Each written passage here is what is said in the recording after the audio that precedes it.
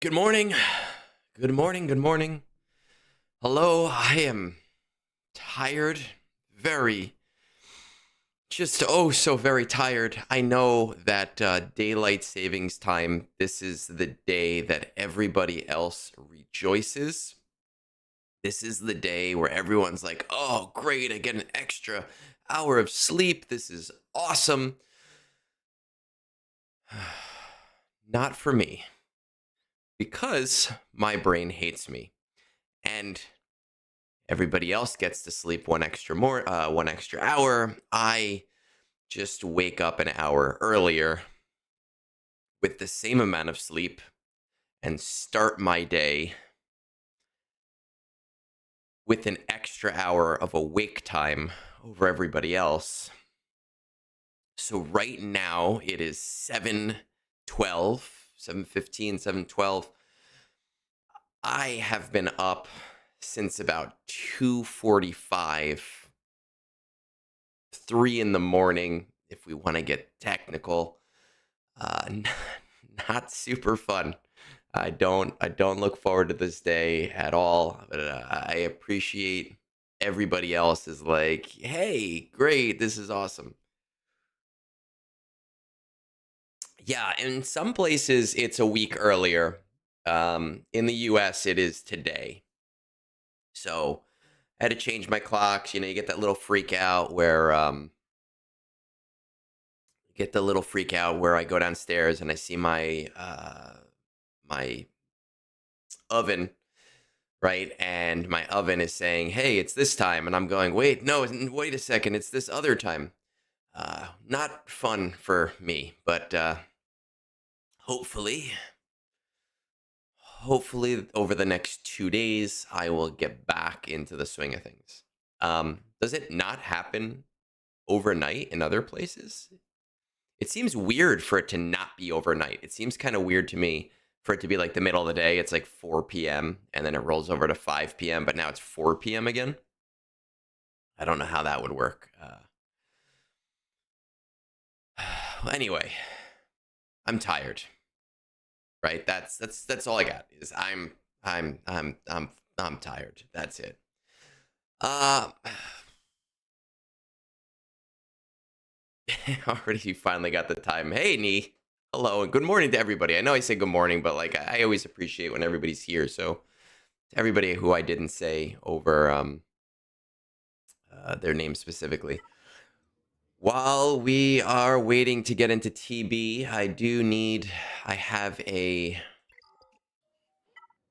Hondo battle that needs to get done. I really need to get this done before GAC lock. Morning, Swayze. Swayze, it's like my brother-in-law. Anytime my brother-in-law comes over, I yell at him. I'll say, "I love you," and he'll go, "Goodbye," and I'll go, "I love you," and go, "Goodbye," and then I'll just keep saying it over and over and over again until he says, "I love you" back.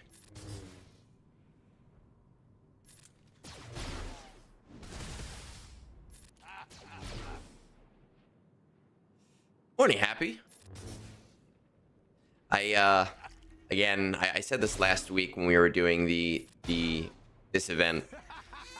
The event's super fun. It's super silly. I enjoy it, but it just like, especially this particular battle, it gets so it's so long. Just make me run it one time. I don't care how many tickets it costs. You want it to cost 500 tickets? Fine, but just let me just do it the one time.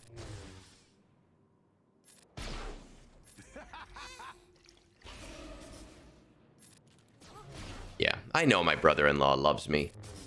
Sort of. I just like to give him a hard time.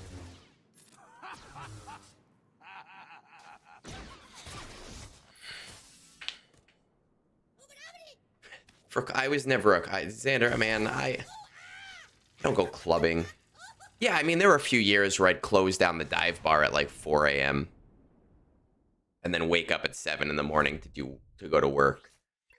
All right, we need 2 more of those. And, I mean, I should be able to get that before GAC lock. Right? That shouldn't be hard. Yeah, it's... You know what? Let me just do it. Let's get this over with, right? Because then tomorrow I can focus on maxing out the energy so that I have some for next time. So we might as well.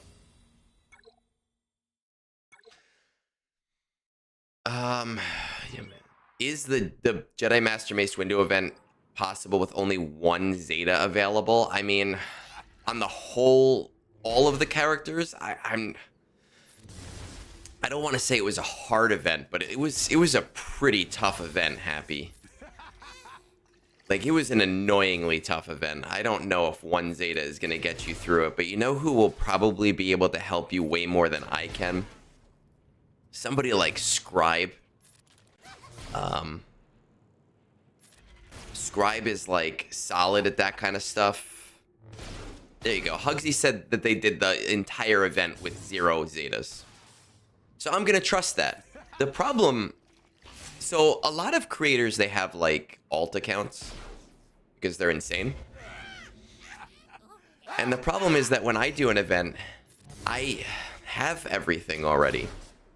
Which is why I generally don't make guides to events, because it's kind of disingenuous to say, oh, just get all of the stuff like I have.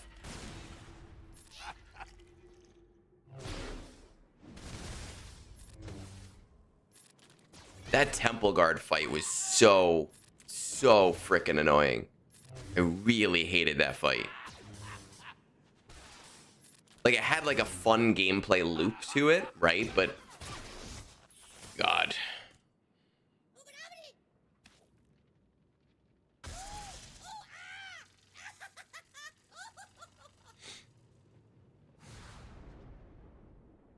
That's basically what I did. Let's see, 41. So if I buy 1 more of these, actually, we'll do it in an hour, right? Because in an hour, my store will refresh. It makes no sense to spend shards when my store will refresh. All right, before we get into TB, can I give opinion on the GLAT event? Yeah, sure. The GLAT event is awesome. I did give my opinion during Zeta Protocol that I do kind of feel bad for players more in the mid game because there is no middle tier. It's either you have Sabine or you have Ahsoka at R9. I wish, and so for someone like me at the end game, it would change nothing for me. But I really wish the Ahsoka event had like an R5 Ahsoka tier and take the signal data out of the R9 tier and just make it the R5 tier. So that someone who has Ahsoka but maybe doesn't have access to be able to just quickly do another R9, they get something out of it too. Someone at the 8 or 9 million GP range who just can't willy-nilly R9 things, I really think that would have been beneficial, and it would have 0 effect on me because I would be able to do both tiers. I just think that the event misses the boat in that regard. Is it worth refreshing? I happen to think that yes, it is worth refreshing. However, I have not refreshed the event, right? So mine is not refreshed, and there's a reason for that. I've talked about this a lot when it comes to finishing farms and wanting farms to kind of finish at around the same time. And right now, I've done so much lately that I don't really have, you know, as much relic material as I generally would like to have. And I feel like refreshing it is just going to be hoarding droid brains. And I don't even know if hoarding droid brains is going to be that worth it going forward once the scavenger has droid brains in it. So I kind of held off. And I know it sounds stupid to say, but I'm pretty low on crystals for me. I like to stay around the 30,000 range for if something big comes up. So right at this second, I don't feel like I personally am going to refresh this. But I do think that if you have the crystals available, or if you're not insane like me and you actually use your crystals a little bit more, that, you know, you might benefit from that. Smugglers Run 3, I love Smugglers Run 3. I'm super excited for it. I'm happy about it. I know that there are a lot of people who are like, I wish it was relic material. I don't, I mean, it was always going to be mod material, right? It was always going to be mod material. Because Smugglers Run 1 is mod material. Smugglers Run 2 is mod material. So I don't know what other people kind of expected there at all, you know. And when people heard about Smugglers Run 3 at first, before we even talked about Relic Delta, everybody knew it was going to be mod material. That was like the moment when it switched off and people said, hey, maybe it's relic material. So you had already invested in those pirates at that point.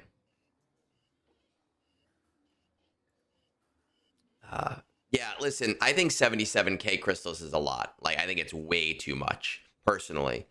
Um, I think that around 30 is a good enough for me to pivot to something and to move through that something quicker if I need it. 77,000 is a huge, huge, huge amount. Ahsoka, more value than SR3. I really think it depends on the roster. I think that strong modding is incredibly important, and having that long-term modding success can really fundamentally alter your account, especially when you're moving through things quickly. I think that the Ahsoka droid brains, you know, Gerda keypads, it's nice. It's really, really nice to have. But I actually had this argument with Phil a few days ago. He was saying, oh, it's the single best event in the game. And I said, you know, it's great. It's a really good event. But when you're actually thinking about building events and building from zero, as opposed to me, where it's just like, oh, hey, I already have everything. If you're building from zero, I still think that it's one of the last that you're going to end up getting. You know, because Duel of the Fates, you need 2 R9s. You're great, you're fine, you're done, you're building. Peridia Patrol, if you're smart and you're working on resource acquisition, you already need them at R7 to get Ahsoka. So it makes sense to build to the R9s. Plus, you need 3 other R9s just to get to the Ahsoka. So is it worth a pivot? I think it's a roster by roster situation at that point. I don't think Phil's take was bad in this regard. I just think that it only thinks about the end game. It doesn't think about somebody building towards things. Yeah, so Bodhi, right? Like, that's the thing is I hoard to spend, right? So I think if you have 80,000, 100,000 crystals, you're hoarding to hoard. I like to sit on about 30,000 crystals so that when something bigger comes up, I can pivot to it quicker. And that is the purpose of those 30,000 crystals, is for me to say, oh, hey, I didn't plan to spend 6,000 crystals today, but this is a good deal. I'm going to spend those 6,000 crystals today. Or, oh, hey, this marquee looks like it's fundamentally going to be amazing over the next couple of months. Let me drop the 25,000 crystals on this particular marquee. So I hoard to spend, but it's to make sure it's on something in particular. Oh no, Ani, what are we doing? We had a guildie suggest stopping Mandalore to use the GP towards more stars elsewhere, since everyone has a big old stack of Kairos. But I think we're going to see them as salvageable with the updates. I actually agree with you, Ani. I do believe that Kyrotech is going to be salvageable in the new update for droid brains or for the new signal data.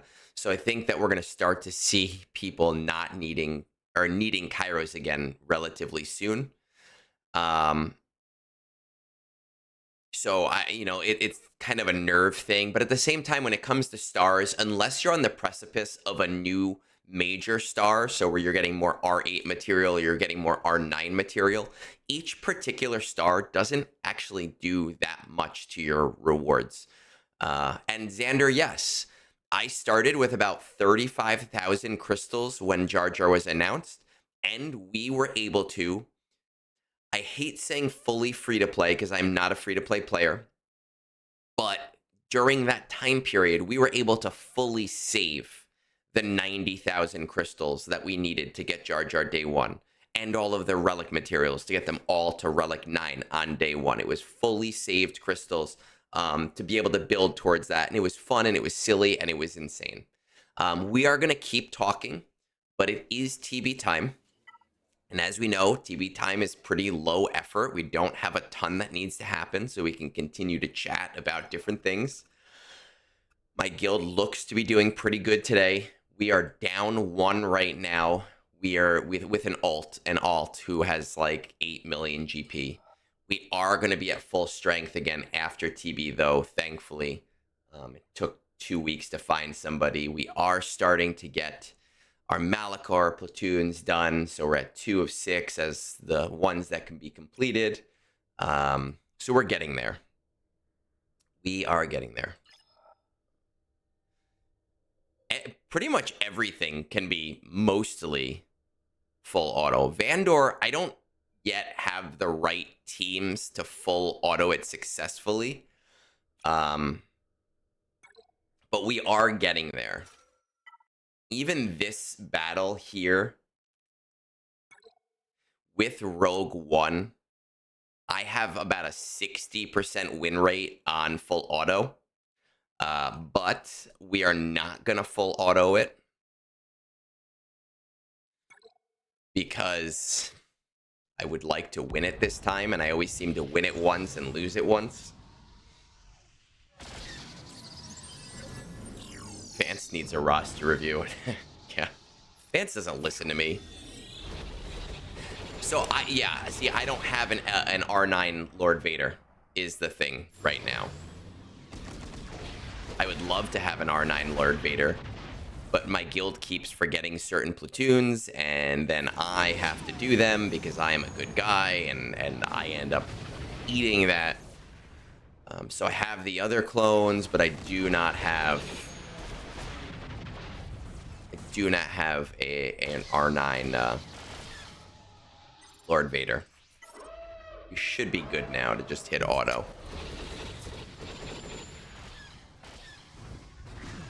I can't wait till I get there, Bodhi. I can't wait. We need to finish Malachor platoons, and once we do, we should be in the running to get 46.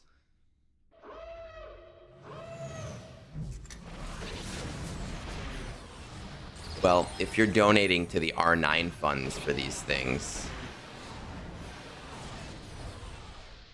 then I'll take it.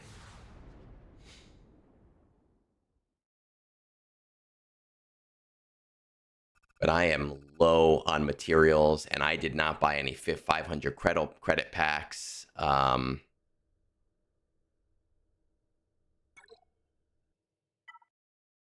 kind of waiting on doing anything else big, just because I want to see what this economy update is about. Cutie, you're preaching to the choir, man. Like, I can do,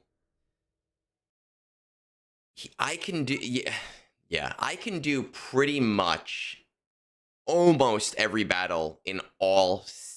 Well, I don't do day one of TB anymore, but I can do pretty much all combats in every phase on full auto. I'm probably going to hit somewhere around 110 to 115 waves today, having done 0 of phase 1, because there's no reason for my guild to do phase 1 anymore. And I would say that about 95% of it is full auto.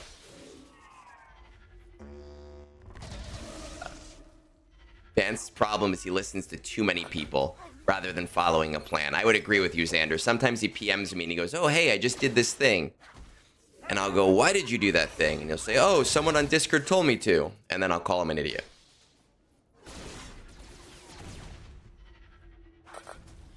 This Conquest was not bad at all. I think that something was messed up with, like, the battles, because I was finding I was killing things way too fast. Oh, the SMs that I'm eligible for, I auto those too. Baroque Omicron with Kira on day 1, auto. Baroque on day 3, auto. Mandalore is not an auto. The Mandalore special mission. Old Daka and Marin on Discord, auto.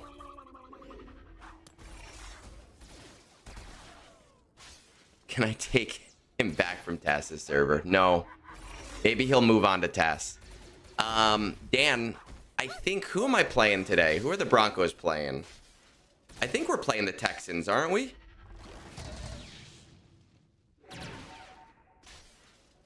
Yeah, we're playing the Texans today.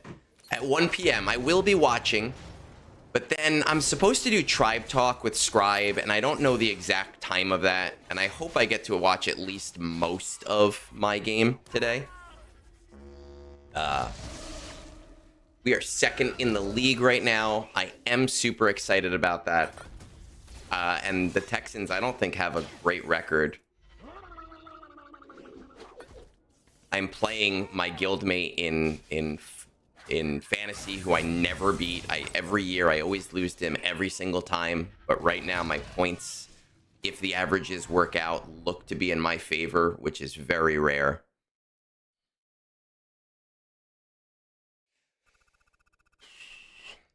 Go. Vandor. Let's pop this baby open. The Fat Phil fan club bar. Oh, say that 3 times fast. That's fun. No, I'm staying home because I got to do Tribe Talk. We did that.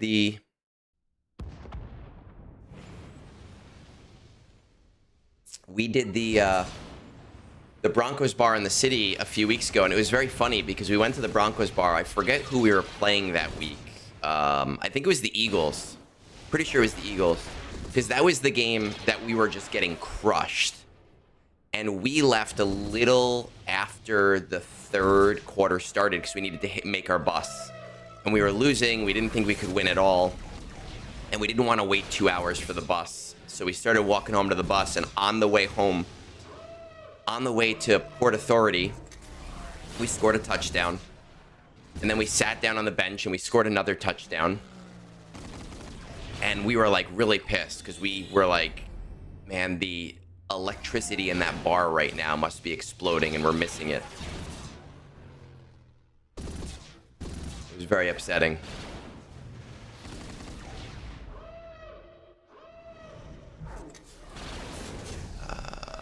The Profundity, who is that? After your roster a few weeks back, I actually did Profundity ASAP. I don't like to give advice based on speculation, but I am glad that it worked out, man. I try. I know sometimes my reviews seem to go by very quick, but you know, it's mostly because after you do something so many times, you just have like an understanding of how rosters should look. Are you allowed to get touchdowns in Port Authority? I don't think so. I think Port Authority, the only thing you're allowed to do is get shame and regret.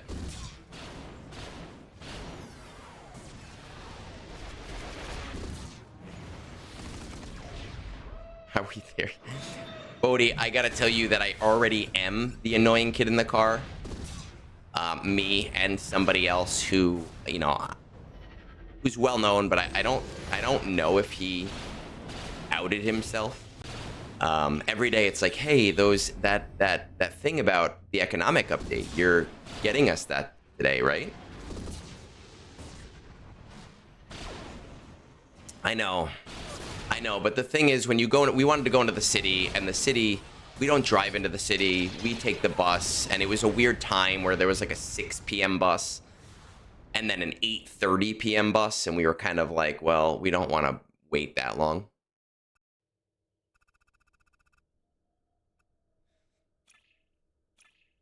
I try with my reviews. I try hard to make sure that, like, I'm thinking about everything. All right. Now, we've been having trouble with this one lately, right? Haven't we? Lately, we've been having issues. Sometimes Jabba wins. Sometimes Jabba does not seem to win. I could not tell you why. Why it's happening.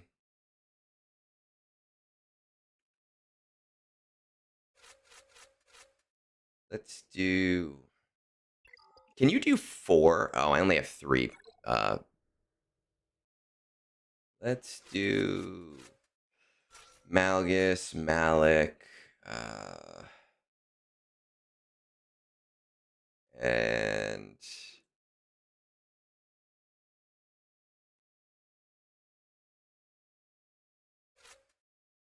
Malgus, Tarkin, and yeah, because none of these guys are needed. Hey, Kimmy, good morning. No, Bodhi, I know the strategy. I understand the strategy, but over the last couple in the second set, what has been happening is Jabba's still been dying, even with the auto basic. And it's been very annoying.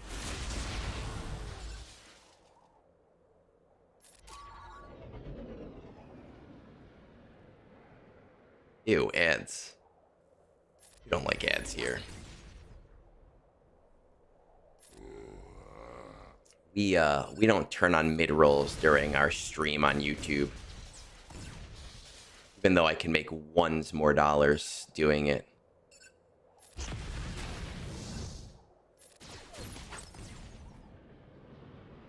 Oh shit, I used Tarkin like a frickin' dumbass. Now I can't do the Tarkin battle.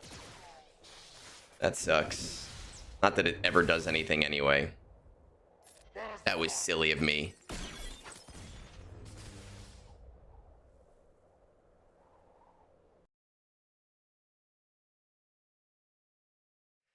I know that they love their ads. I know.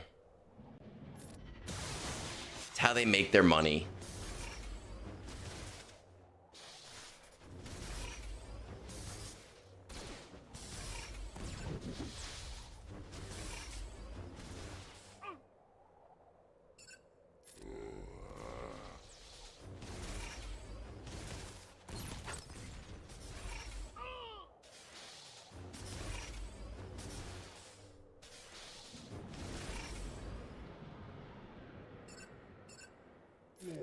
Hugsy, I have been specifically on the point of the TB where how in the first set of Relic Delta numbers, there seemed to at least be some degree of interesting, like, hey, this is great for PvE.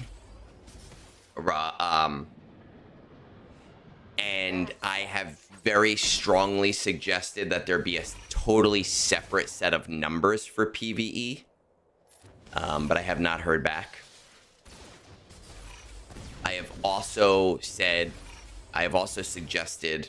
that if there's no way to have a second set of numbers for PvE, like if for some reason the coding doesn't allow that, which I don't think is true, that there should be like a special buff that you get in TB based on your Relic Delta, and that would maybe help. But I have not been told anything in that regard. Because you know me, like I try my best. And I think we're gonna see it. People keep asking me. I think we're gonna see it over the next 2 patches, most likely. Kevlock, man. Good morning, dude. You know, it's funny because when I first logged on, I was actually complaining in the opposite direction. Because I wake up an hour earlier. during daylight savings time. So to me, I am more tired today. I know, I've been trying, Hugsy. I really have tried to hound that point. And you know, literally the minute I get information from them, I give that information out.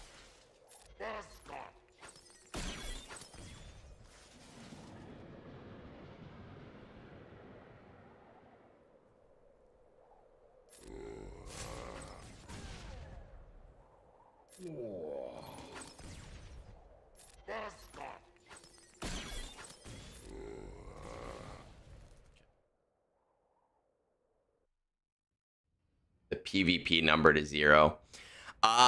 Listen, Azurite, I did, you know. Look, you and I have had some heated exchanges. I'm going to try something slightly different here. You and I have had some heated exchanges on the event server lately because of all this stuff, right? And I understand that. I understand your position. I'm going to try this slightly differently. But I have given my position to them, and my position has not always been a favorable one, and it still isn't a favorable one. But there's only so many times that as a creator I can say, hey, don't do it, because there's just comes a time where they go, we're not listening to you anymore.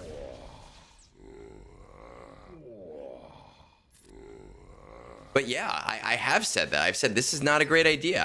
I've gotten into quite a few heated exchanges.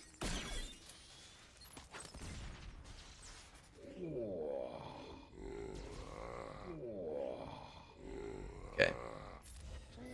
Now we want to do the auto basic thing. I don't think it's gonna work, 'cause I'm already too low.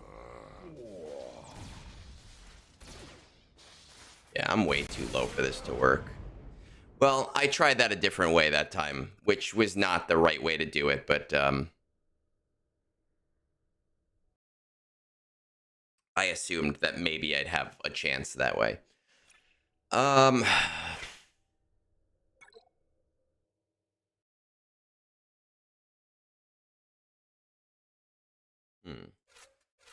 Can we do...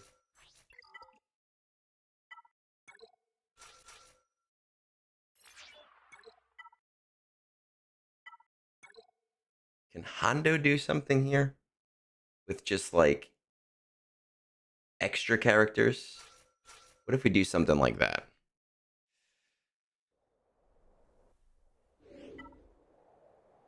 You know, the unfortunate thing is that every major change to the game, guilds disband. That's just, it is. It's unfortunate. There's, every time something happens to this game, people say, hey, I'm not doing this.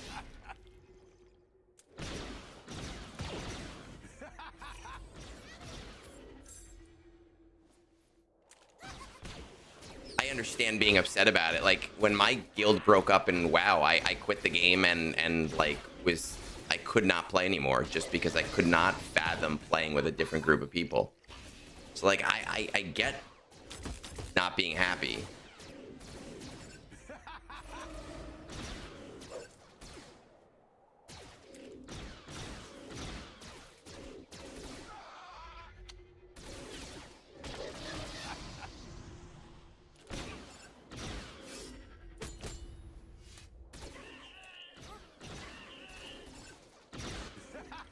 Bet this will be even easier with the ult. Yeah, Bodhi, I have done that before too. When you have like something big changing. I remember when they were changing PvP the first time, and I had to put out like a huge message that said, hey, listen, if you're quitting, please let me know. But I really strongly request that everybody give this a shot first. And in the end, like, 2 people quit. You know, nowhere near the amount of people quit that originally thought they were going to, because they tried and they said, oh, this is not as bad as I thought it was.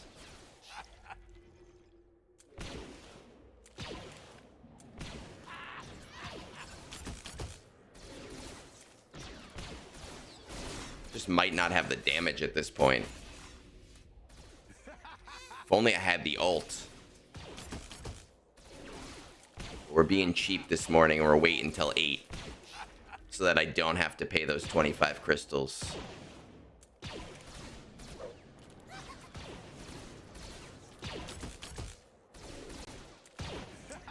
You would think that with 62, 65 stacks of profit, that Vayne would be doing some damage. You know, the way that I think about it is, I've been playing the game for a very long time. I've been playing for a little over 9 years. And the way that I see it is that a lot of the people that I've been playing with have been playing for a long time, and we've become, you know, friends. I'd like to think to an extent more than just online friends, you know, like I have called my guild leader before. I've done game exchanges where me and guild members have like switched games, you know, and traded PS4, PS5 games to save each other money. If I were to quit the game, I think one big thing that I would do is really try to make sure that things are as unaffected as possible.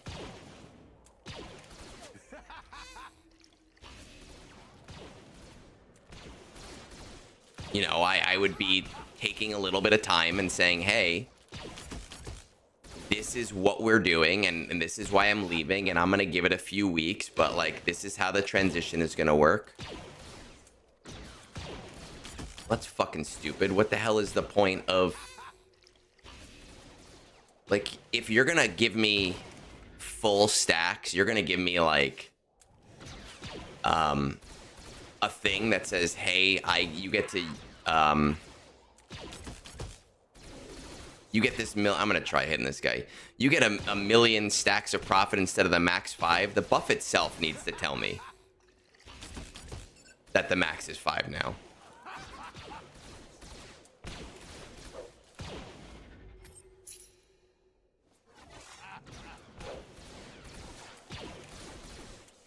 Well, we'll have the ult next time.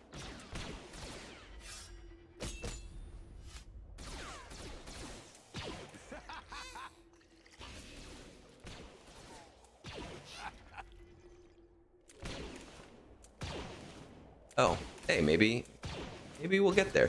Look at that.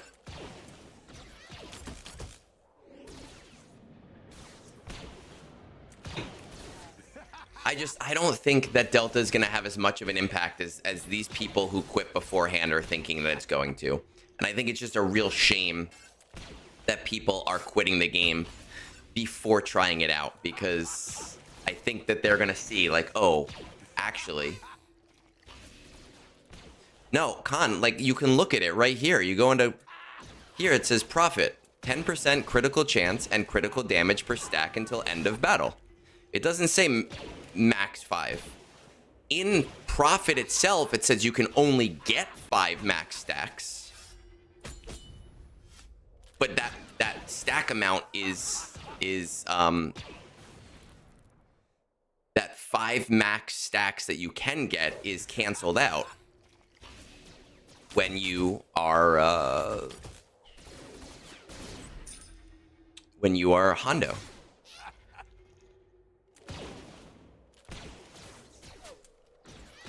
Hugsy, that's a huge thing right now. Everybody's like, oh, I'm always going to be fighting these Relic Delta 4 battles. And you're not. You're not going to. It's not going to happen that way. I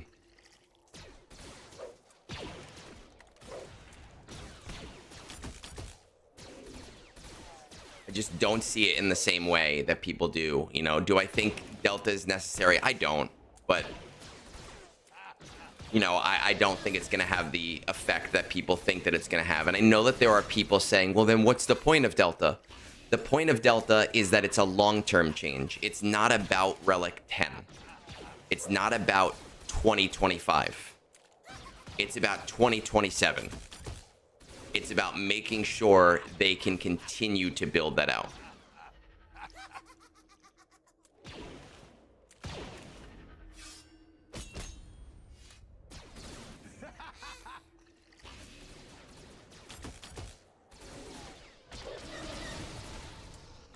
I think that what you're going to see with this economic update is we are going to see that most people short term are largely going to be unaffected by Relic Delta. Long term, maybe. Short term, I don't think you're going to be as affected as you think you are.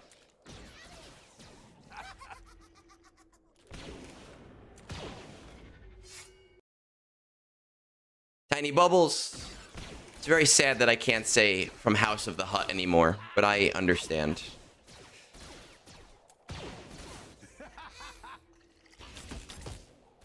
The Design Fireside chat kind of made me a little annoyed. And I said that to a few of the guys at CG. However, I really do have to disagree with you about it being a totally PR answer.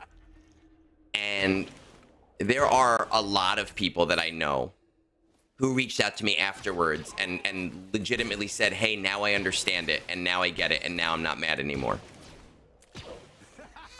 We saw stagnation over the last 4 years.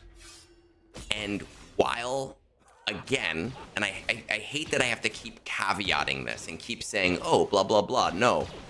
While, again, I think that there were other answers that they could have come up with. I think that Relic Delta overall will help with the Relic stagnation.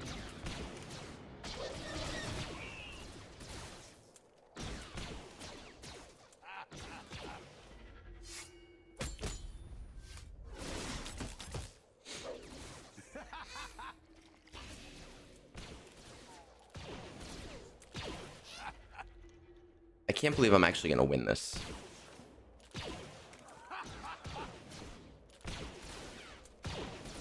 Yeah, I mean, listen, when it was released, Azerite, it looked very clowny. You're right.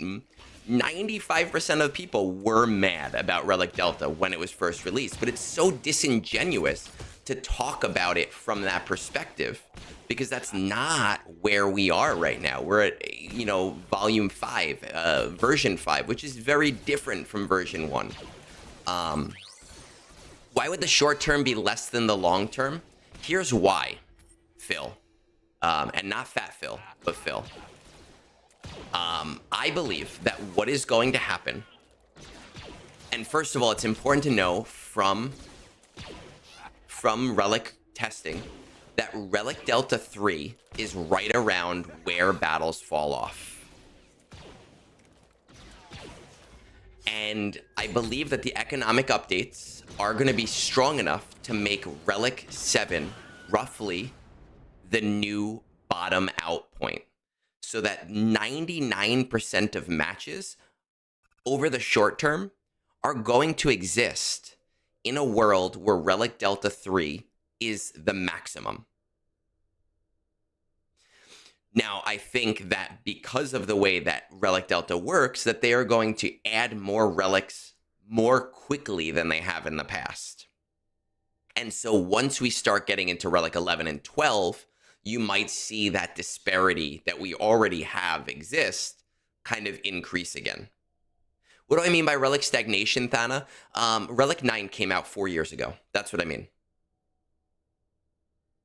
You know, we had Relic 1 to 7, and then like a year and a half, 2 years later, we got Relic 8. And then a year later, we got Relic 9.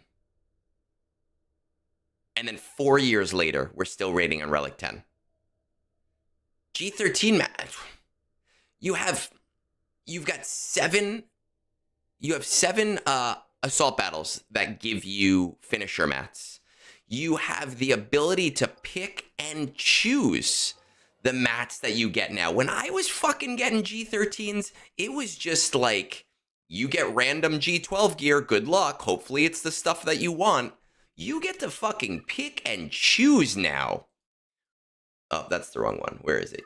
What G12 gear you want. Like, pick and choose the shit that you want. Whatever you want to. And with the way that we constantly are getting extra shards all the time, shard shop currency used to be like, well, you might get some, but you're probably not going to get any. It's so abundant that you can get this other shit. And on top of that, listen, I know that there are free-to-play players, and I understand that there are free-to-play players. I completely understand that. But $20 a month for this pass is literally insane value. And you get to skip on a character every month. You get to skip and get a free G13 character. And I've been doing that. Even at my level, I have used most of these. And when this comes up, I'm going to use it again. They have increased the amount of G13 gear that you get free over that last like 2 years or so. And I think you're going to see, and if you are struggling with G13 gear, you're not at a point where you're seeing tons of R9, R10 characters. That's the reality of it. Look, here's the reality. Like,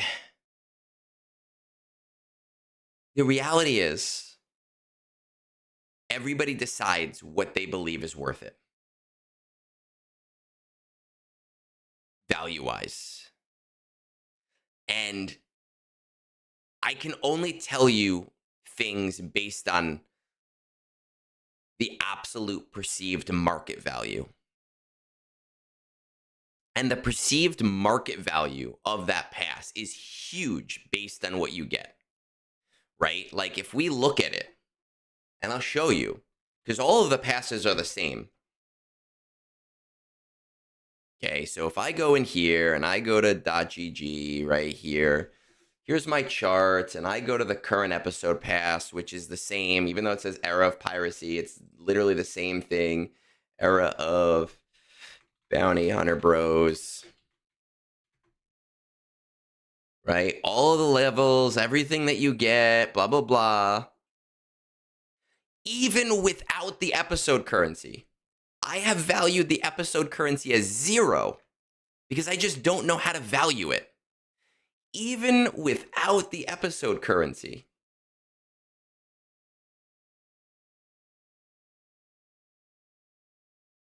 Bonus shards. 730% increased value. Like, that's insane.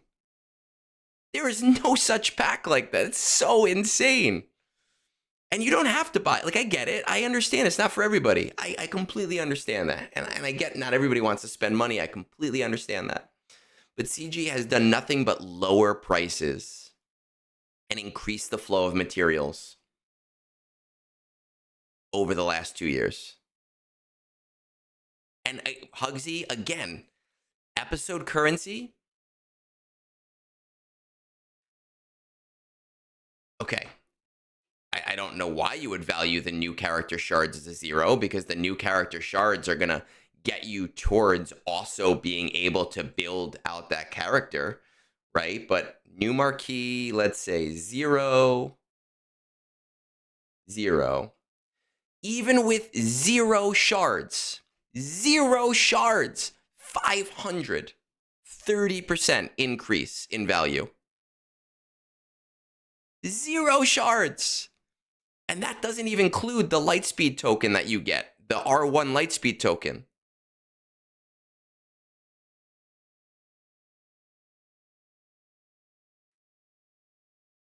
That's all I'm saying. I look at numbers.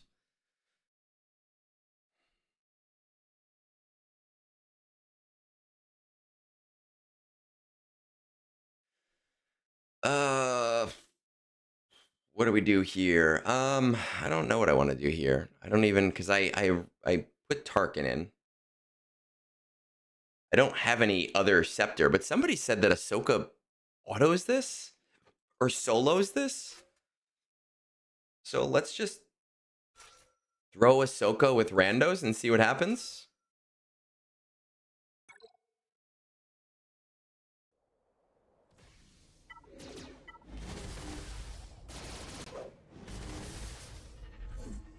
There is a limit, but you build it so much faster that you, like, I run out of things to do with it, and I end up just buying random gear that I can deconstruct.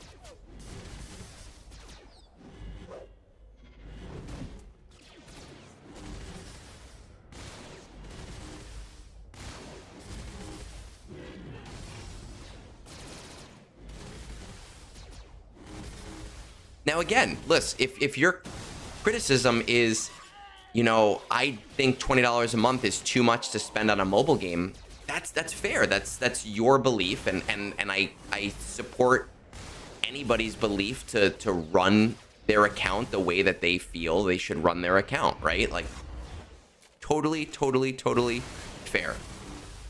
The way that I see it is that I personally don't have very many hobbies outside of this game, and I personally spend a lot of time on this game. I'm spending 2 to 3 hours a day playing this game. So for me, I'm like, hey, you know what? It's worth it for me to spend $20 a month. And I don't always spend $20 a month. Sometimes I don't buy it. But that's how I feel about it. I do think it's disingenuous to say, like, all of these things are bottlenecked heavily. It's more that you just don't want to invest in certain ways. And I'm talking about the free-to-play ways as well. They have increased our ability to earn a lot of these things over time in much cheaper ways. And that's fair. Look, I don't spend when I'm not happy with the game. When I feel like the game is in a bad place, I don't spend. And that is completely fair if that is your feeling. And I'm not telling you to spend, and as much as people think that I'm a CG shill and they're like, oh, Egnards is always on CG side. I'm not. I don't get any money from them. I don't get any benefit from them. I don't give a shit about being in the beta. The beta is like this awful experience where I have to do free, unpaid work and then get yelled at by players for 6 weeks. Right? Super not fun. But what I am saying, you know, is that right now I feel pretty good. I feel all right. I feel like, hey, the game is in a pretty good place, and I'm excited to see where it's going to go. What do I farm to get Electrium Conductors? I farm from Darkside 9C. Darkside 9C has some really great stuff for Electrium Conductors and Bronzium wirings. So that's my new farming node.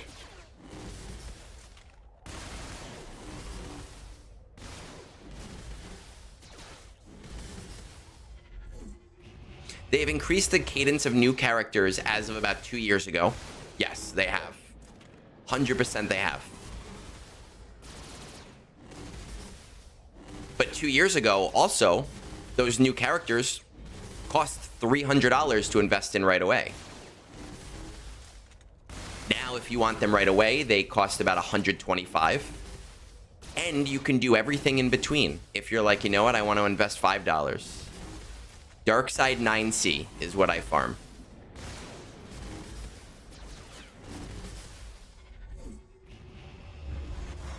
Well, you know, Azure, I think that right now your opinion is unfair because you haven't played in that environment. Your entire opinion is based off what you've heard. And I have a feeling from having seen things on an event server that you fully are on the Arnold train, but Arnold has fully admitted to doing zero testing. And I just think that that's an unfair opinion to have. If you come back to me a month after Relic Delta comes out and you say, hey, I hold the same opinion, then I will say, hey, you know what? You have a fair opinion. Zap, there is a difference, actually. The difference is very simple. The difference between them costing $150 or $300 or $1,000, right, is that they've done something else really cool when it comes to marquees. They have made every shard amount in between also viable and worthwhile. Before, it made no sense to go to 5 stars. It made no sense to go to 6 stars. But now you can choose to say, hey, I want to invest $20. Actually, $10, because if you buy the episode pass, hey, I want to spend $10 per new character. And you will see an actual ability, an actual shift, because you're going to earn things much faster. On top of the era battles just giving you things for free. I really can't get behind that, Azurite. I'm sorry, I can't. I legitimately cannot. I cannot get behind being told Yet you respect somebody more for literally telling you, I did 0 testing. This change sucks. Come play my new game that I'm promoting. It's just a shitty opinion. If Arnold said, I did testing, and I hate it, and it sucks, and I spent time with it, I could get behind it. But he legitimately said, I did 0 testing. And then half of his suggestions were things that were already changed in update 2, 3, 4, and 5. Whether somebody's opinion is something I agree with or not, I can never get behind the opinion of someone who is ignorant. And Arnold is ignorant on the change.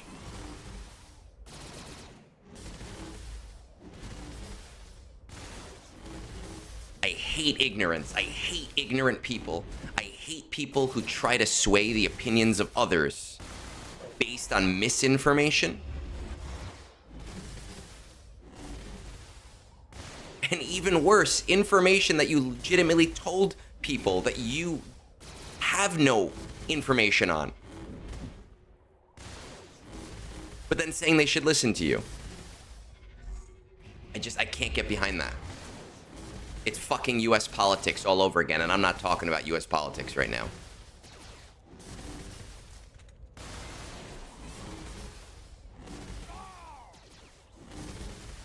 Listen, Zap, I have said a million times, right?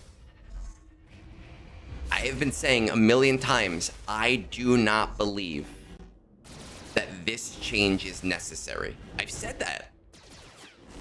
But I am going to try to put it in the best state that it can possibly be in.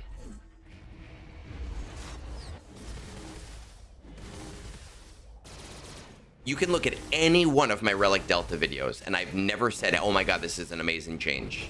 I've never said, oh my god, this is going to be great for the game. Ever.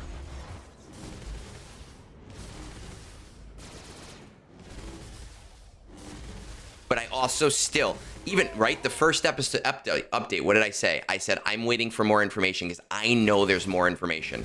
I know there's something else. And everyone was like, no, there's not. Shut up, Egnards. And then what happened? We got the fireside chat. And a lot of people messaged me the next day and said, oh my god, you're right. Holy shit. Right? That happened. Right now, we have half of the information. We do not have the information on the economy update that goes along with this yet. We don't have that yet. We don't. And until that comes out, which is, there's no sense for me to test it, right? It's not on the baiting testing server. It doesn't make sense for it to be on the baiting testing server. But until that is out, I cannot have a fully formed opinion on Relic Delta. But right now, all I can say is I don't think it's going to be anywhere near as bad as people believe it's going to be. Why does it matter if we don't have it right now? It's literally not out yet. It's still in beta testing, right? The whole purpose of a beta test is to get everything in a row. Everything on board. It's not some big fucking conspiracy. It's just not out yet. Any of it. Relic Delta is not out. It's not live. Oh, we didn't get the information on the economy update. I understand, and I'm frustrated too. And I have said to Meathead, there are people who are not investing in anything right now until they get the economy update. You really need to get to this to them as soon as possible. Right? I've said that to him. I've gone toe-to-toe with him. I'm sure I am not on his good side right now. Because he is annoyed. I'm sure he's so annoyed with me. But I've been there going toe-to-toe trying to get that out. But it's not out. Why not test economy changes as well? Because economy changes are a long-term change. What are they going to say? Oh, we doubled this, and that. Test it. How do I test that? I have unlimited resources on the beta testing server. How do I test the long-term ramifications of your ability to upgrade things over time? I literally cannot do that on the beta testing server. All I can tell people to do is wait. All I can tell people to do is, at the very least, very least, go into it. Go into it annoyed. That's fine. Go into it saying, I'm not going to spend any money. That's also fine. But at the very least, go into it saying, you know what? I'm going to see how this goes. And I'm willing to have my mind changed. That's it. That's all I'm asking about. That's all I'm asking from people.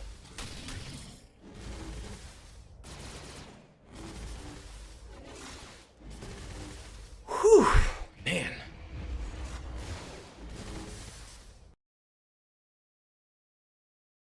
Have I enjoyed being a master beta tester? No, I haven't. Listen, beta testing sucks. Right? It sucks. Beta testing is, hey, can you try out these buggy things? Hey, can you do it for free? Because we're not going to pay you a damn dime. And hey, by the way, can you be the person that eats all of the fodder from people? Including the people calling me a victim. And I'm not a fucking victim. I made an informed choice to do it because I wanted to help the game.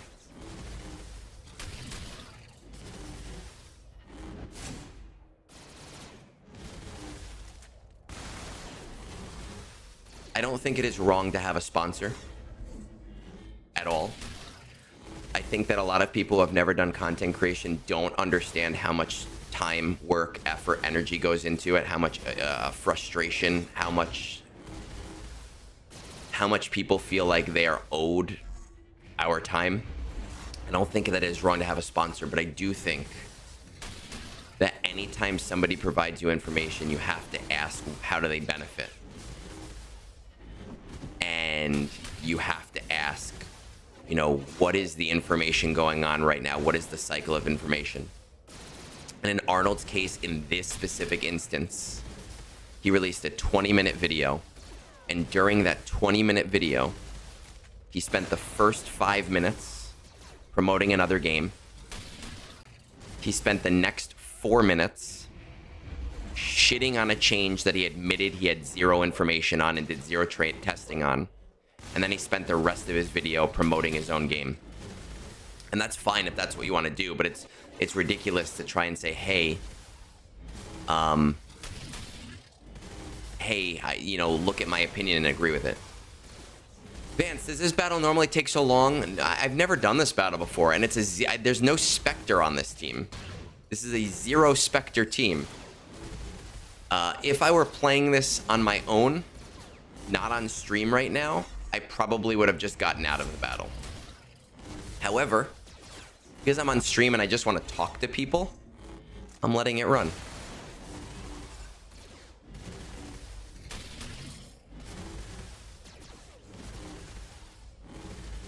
No, Zap, that's not what I'm saying. I'm not saying that they're lying to promote raid, and I legitimately said that I have no problem with people taking sponsors. What I am saying is that it is disingenuous to release a video as an informational video, promote a different game, shit on the thing that you're trying to inform people on, while admitting that your information is uninformed, and then promoting something else after that. Right? That's where my problem comes from. That is where the problem is.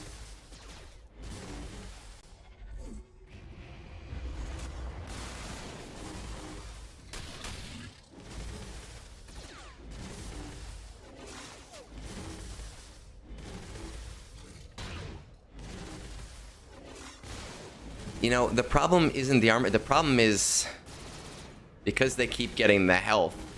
It just takes so long. That's okay. I like to get my blood pressure up in the morning. Don't you like your blood pressure going up high in the morning? Oh, let's get this guy.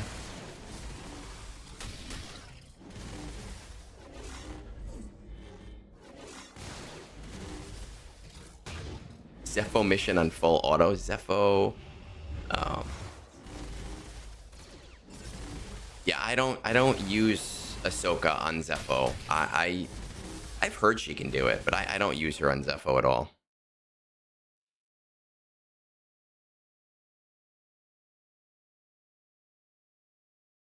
And Phil, I just looked at the full Twitch chat because like it's scrolling so fast. I fully agree with you. Everybody, if you go into any type of argument, disagreement, conversation with zero willingness to have your mind changed, it's just a pointless it's a pointless conversation to have.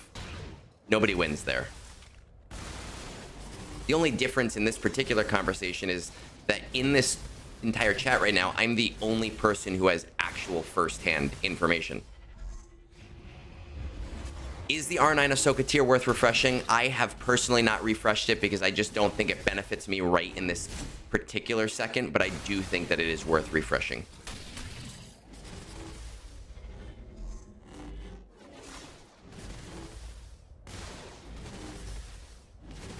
Look, I said this on Discord, guys.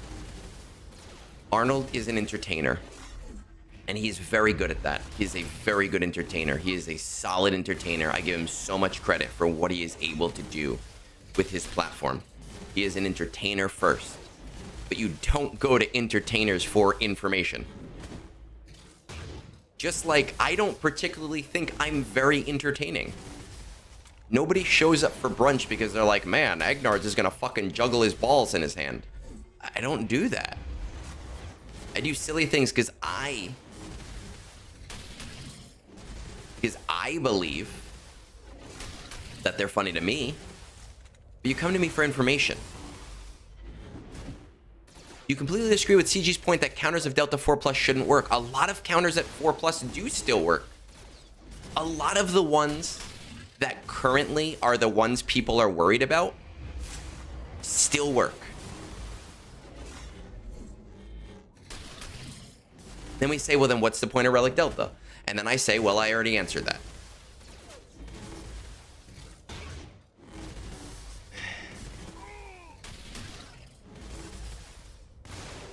Man, I never thought that Lady Geek would be the one to sexually harass me.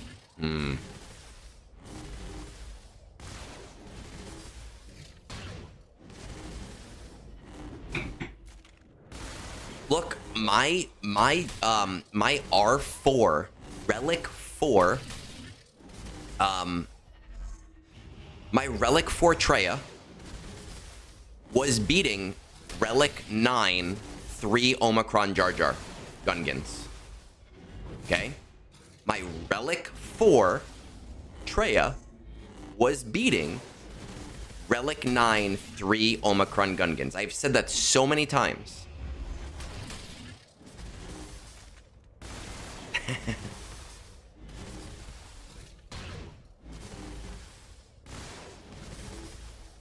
Now I will caveat. Well, I'm telling you that it works at a Relic Delta of 5. I don't know your like very specific specification, right? Because I can say, oh well, it works, and you say, well, what about my mods? I don't fucking know. I don't know your mods. What I will say is that at a Relic Delta of 5, it was a long battle. And whether or not I won relied on whether or not my tank survived the early hits. And that if I took my tank up by literally 1 relic level, it made it exceptionally reliable. And I think when you're talking about a Relic Delta of 5, like, that's not... Man, if I lose this battle after this long, that's not unreasonable to expect. This is so silly. Right at the end. Right at the end.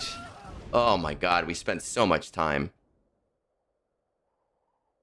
CG's basic assigned mods, what we did is we took mods from our characters and we looked at the stat disparities.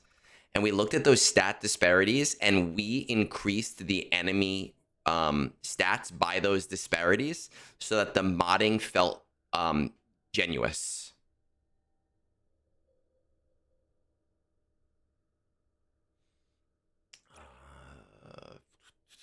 That was so silly. So silly. All right. Well, that's fine. Let's see. This battle sometimes works. It sometimes does not work. See what happens, Master Qui-Gon. Well, I'm sorry then. You know, like, oh, well, my team is fucking awful. I'm unwilling to do any relic levels in them. I'm unwilling to do any mods on them. They should still win. That's kind of fucking ridiculous to me to feel. I'm sorry. Like, I just... Yes, you are going to have to invest a little bit in your team. You're going to have to. I'm sorry. You are going to have to.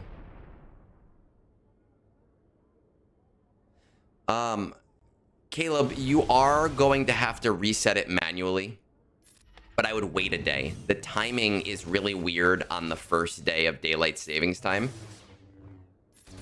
And it'll give you the option of both times at the same time.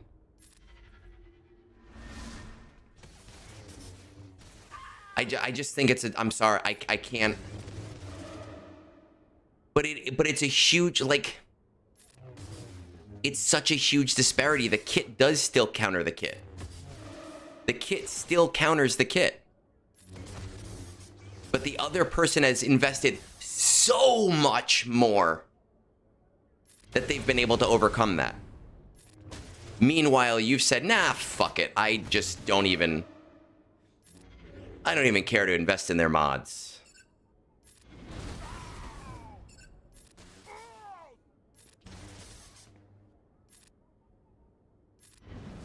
I can't. I can't anymore. My blood pressure is going to go higher. I can't do this right now.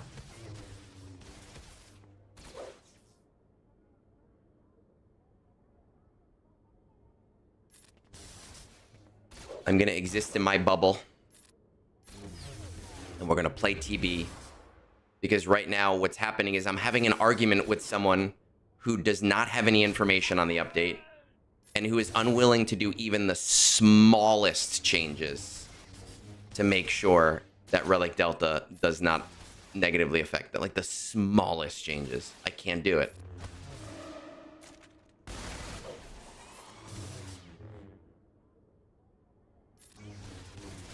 And you should be punished for not being willing to invest in your team. Like, that's just what it is. Juggling my boss.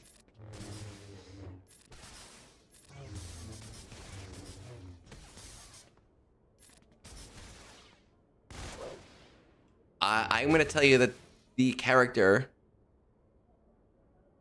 that I think is the most, like, how is he not in the game right now, is Bail Organa. Thank you, Keblock. Seriously, thank you. And give Terrence a treat for me. Please. Please do. Terrence is great. Terrence is love. I already took my vitamin D. I did it right before the stream started.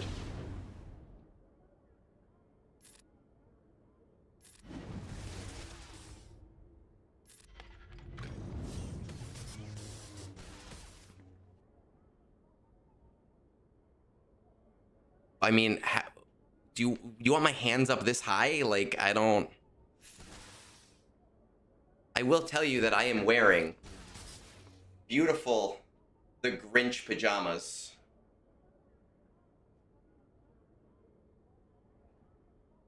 With easy access.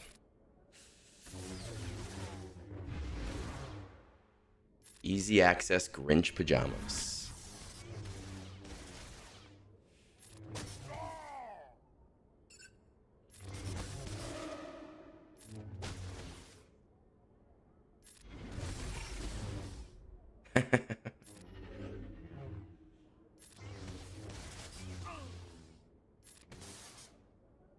Man, Caleb, I have the next Dr. Seuss book written. I have 1 cup, 2 cup, relic cup, new cup. It's written. It's fully written. I'm just waiting for Moonborn to finish the just waiting for Moonborn to finish the book. In fact, I'll give you an excerpt from it. We could do that. That'll be fun. That'll take my mind off of this. Right? So for those that don't know, we have a book called I Will Not R9 My JML. And people enjoyed it. And so we wrote a second book in our story time with Egnards area, which a very, very small amount of people have access to. Where is my threads? The book is called 1 cup, 2 cup, relic cup, new cup. Here's a quick excerpt. 1 cup, 2 cup, relic cup, new cup. Buffed cup, nerfed cup, stunned cup, true cup. This one waits on Coruscant Street. This one's stuck with 2 left feet. Say, what a lot of cups there are. Yes, some are weak and some bizarre. Some are old and left to rot. Some were geared but then forgot. Some are sad, the butt of a gag. And some are used to fill a tag. From here to there, from there to here, cups pop up both far and near. In hollow tables, GAC, you'll spot a cup, or maybe 3. From fleets to feats, from raids to wars, cup sneaks inside those open doors. Some lead the charge, some hold the rear, some just stand still and sip cold beer. So that is your excerpt of the first 4 pages of 1 cup, 2 cup, relic cup, new cup. Did the Ahsoka event run twice? Yes, it did. Is that how it's going to normally be? No, I do not think so. I believe they did that on the first run, just for the first run. I do not expect to see that happen again. I am basically done with TB. Let's just double check the math to see if we're on track. 730 minus 662. We need 68 there. Plus 730 minus 559. So we need 239. We are at 232. Okay. So we need about 8 more. I'm going to actually close these just in case.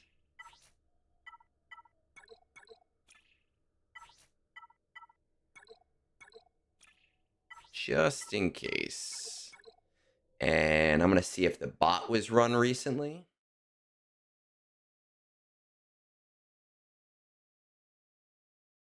Does not look like the bot was run recently, so I'm going to run the bot real quick. Notify true. Okay.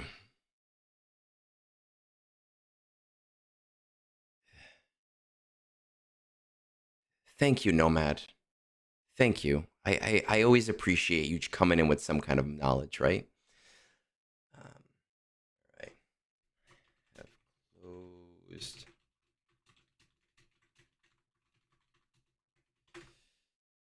There we go.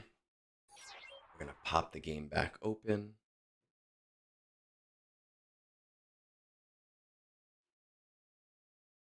Put it over here.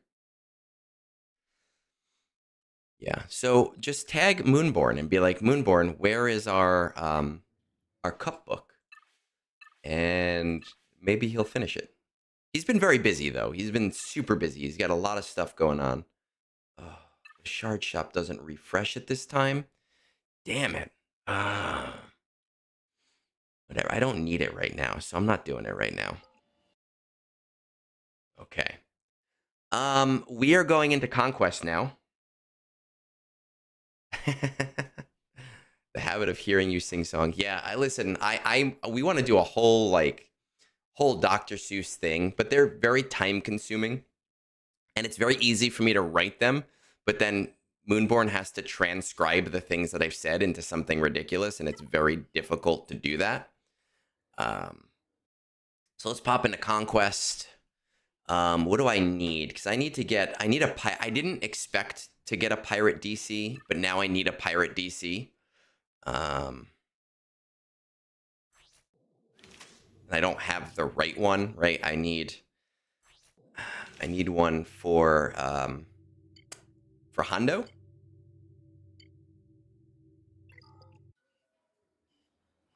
So I think we're gonna do some level 4 then. I think that's probably best for right now. Done there.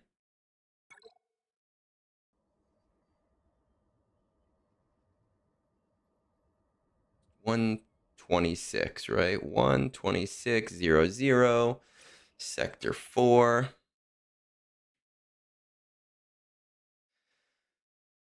And let's just do first order, right? Because we're just popping through. All right. I think you should start a quote of the brunch and bestow some knowledge, just like the CW intros. A quote of the brunch? What does that mean, though? Explain, Darfrog. Ren, man, I try. I'm trying. That's it. I'm trying to be as reasonable as I can with people. You should keep rhyming all day with my Grinch pants showing. Yeah. You know who's like, honestly, I don't know if he stepped away because I know it's right about church time, but C Squared, Christian is, man, he is the rhyming master, and he actually does help me out a lot with editing the books with my awkward rhymings. It just comes to him much easier than it comes to me. So you want to hear somebody rhyme constantly. I don't want to glaze him right now, but like, he's great at that. Man, it's been a while since I've seen Clone Wars. A quote for every brunch stream. We can maybe try something like that.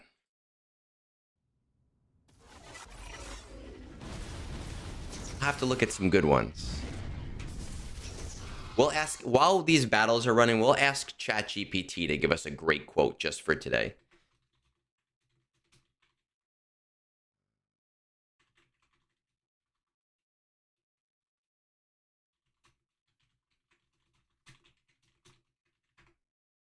Egnards album. Moonborn has a Spotify album. He has, I mean, if you look at if you look at Discord, he has posted it before. It has like the roster review song. It has the Fuck You Bones song. It has the Egnards Paint song on it. It has the Gungies opening song was the, oh man. For those of you that have not seen the Gungies opening song, it is the best. All right, so ChatGPT has given us a couple options for today's quote of the day. The first is Marcus Aurelius. The best revenge is to be unlike him who performed the injury.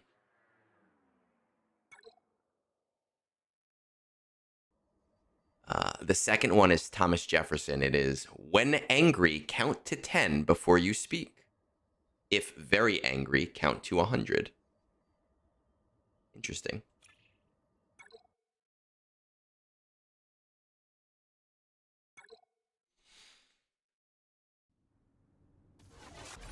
Ooh, here's one by the Buddha. You will not be punished for your anger. You will be punished by your anger. It's an interesting one.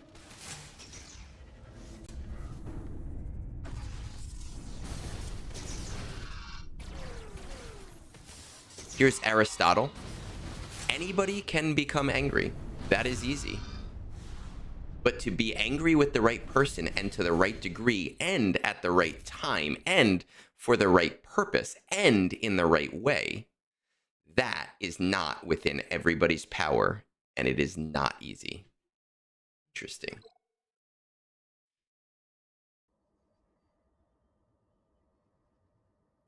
I like it. Watch Arnold to be entertained, not to get information.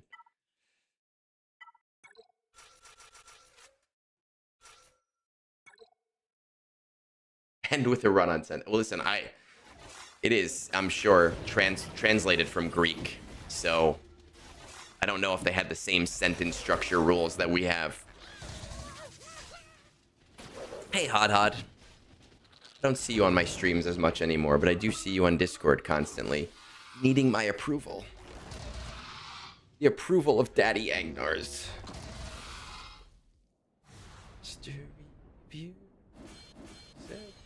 Having a break or taking shit.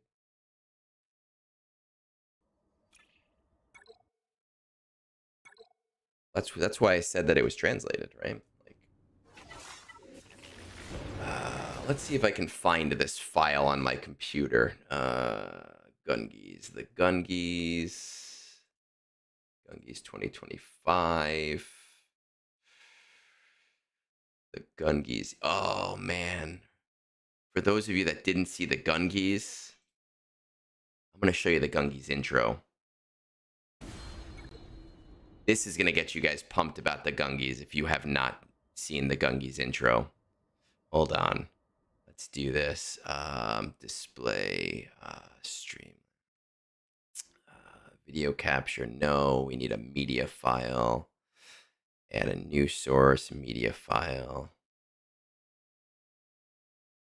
Because you want to talk about the brilliance of Moonborn.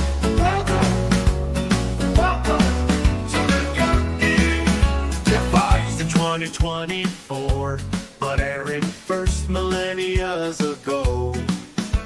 It's the only Swigo show where you can't sing your way to victory. Oh yeah! We've got laughs, we've got tears, we've got awkward speeches that will make you cheer. See it as the guilty pleasure you try to hide from your family. The Gungies!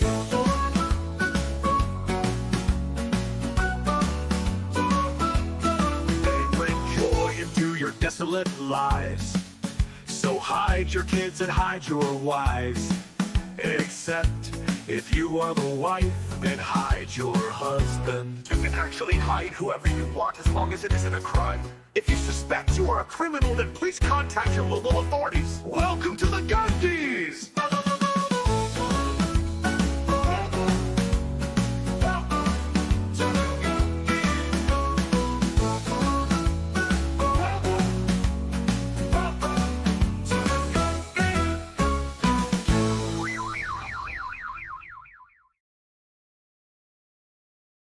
So for those of you that did not see the Gungies, that was my favorite part of the Gungies, and we are hard at work, right, for the next one. And Moonborn refuses to let me pay him for things, so make sure to show him love. Anytime I send him money, and I do every once in a while, he gets mad at me, and then we go through this whole song and dance where he goes, "Fuck you, man, what the hell?" But he does so much work.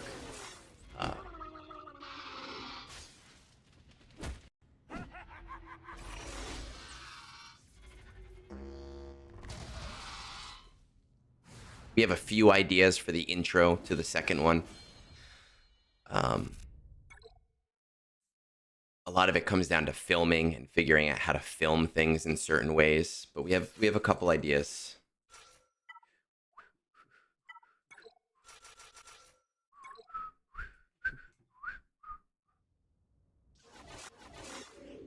I need to get a haircut next week. My hair is way too long right now. Next week, in New Jersey, they have teachers' conventions that nobody goes to on Thursday and Friday.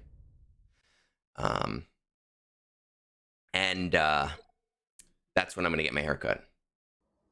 Angry Rolf. Yeah, the game is still alive, and some will tell you it's not doing well, and some will tell you it's doing amazing.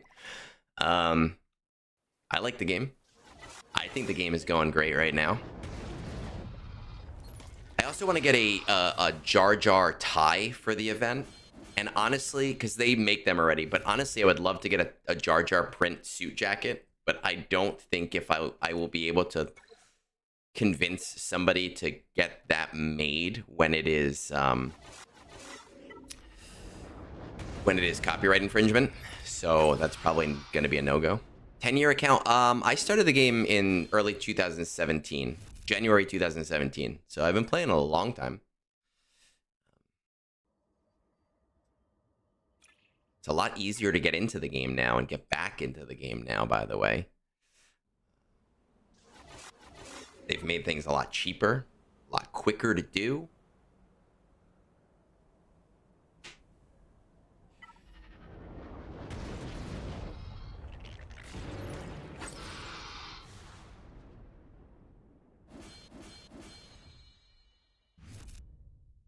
It's wonderful.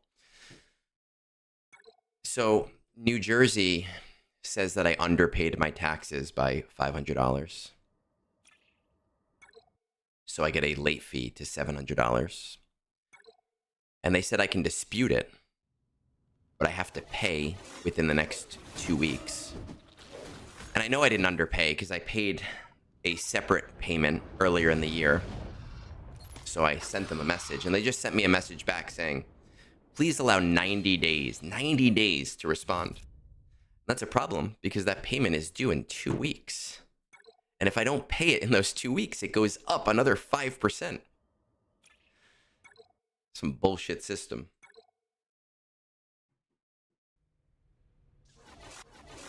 An Egnards Prince, I really want... I've been trying to get Moonborn to do this. I really want him to design a Egnards ugly Christmas sweater. I told him that I will purchase one if he designs it. But he's a busy guy. He's got 2 kids. He's got a loving wife. He has a job. He does a lot of work for me. A lot of other creators are also looking at him now and saying, hey, we want you to do stuff. So... you know, I try to get him to do things, but it's tough. I gotta let him set his wings free. Yeah, that's my whole thing, Platinum Rayo. Like, I'm like, are you, like, come on. I don't want to get screwed because it takes you 90 days to prove that I sent you this payment in April that you're clearly not accounting for. And if I pay that payment, you're going to say, oh, well, too bad. You just paid us extra.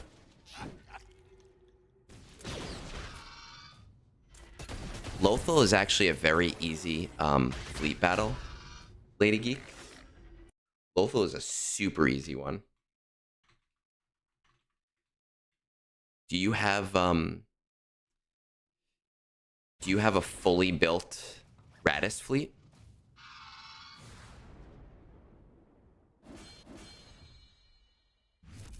Because you can auto it with a Radis fleet with comeuppance in that first reinforcement slot.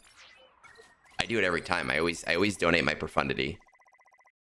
And I just use Radis on Lothal. And I auto it every single time. I have not lost. You don't have the... oh, because it's a Cantina ship, right? No, I'm 100% sure it's not a scam, Hobnob, because I have this fancy letter right here from the state of New Jersey. See?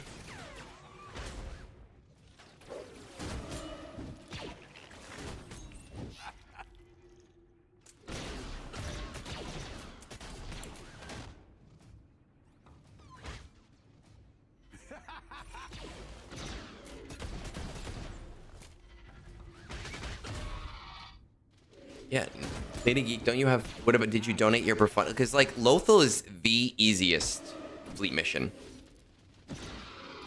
Oh, dude, if you have comeuppance and a fully built Radis fleet, you just do Radis. Hey, Mountain Goat.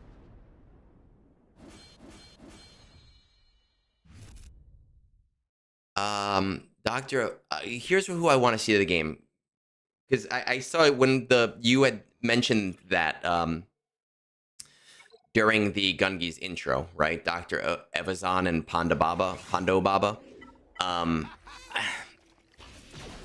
I think we need Bib Fortuna, personally. Like, I'm waiting for Bib Fortuna. What's fully built, like, you have Radis at 7 stars. You have all 5 of the Radis ships. And they have all of their abilities, right? Like, I'll show you my fleet in a minute. I'll show you mine if you show me yours.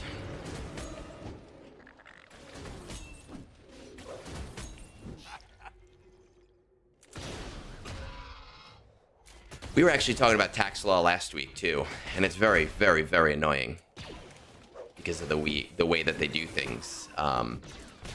Super, super annoying. Like, why do I have to fill in a tax return? You have all the information. Everybody sends you stuff. Just tell me what I owe you. Tell me what I owe you, and I will send it to you.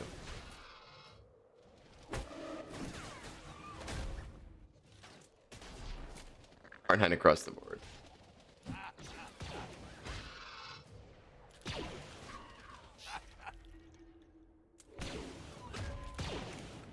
So I'll show you my Lothal fleet. I think it's my Lothal fleet. I don't know if I ever actually put it in as Lothal. Everywhere else in the world has it like that. But then we get into tax lobbying, private businesses and tax lobbying. That's literally what it is. Private businesses and tax lobbying. Squads. Favorite. Fleets. LS4 auto. This is what I use for LS4 auto.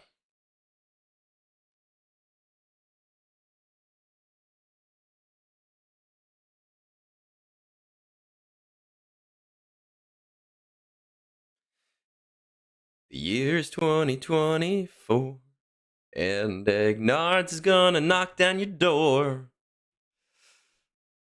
All right, well, now that that is there, right, we will come back in here. It autos for me every time. I owe you some ball juggling, you're gonna wait a long time. I think that'll get me banned from both YouTube and Twitch to do.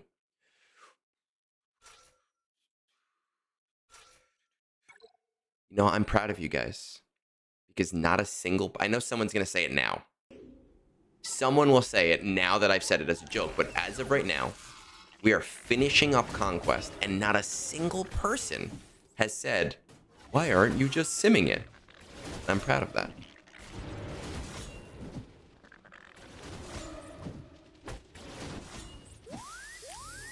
YouTube Premium. I need to finish my guild duties, playing at cell phone. Need the YouTube Premium to play game and YouTube at the same time. Probably next month. I get it. You gotta get your shit done. Can I sing? I can sing pretty okay. We did a version of We Didn't Start the Fire. C Squared and I wrote a version of it about like a month before Arnold released his version. I happen to think our version is better, but then I was like, I don't want to seem reductive, so we're not going to release it. It was supposed to be part of the Gungis. It made me very sad.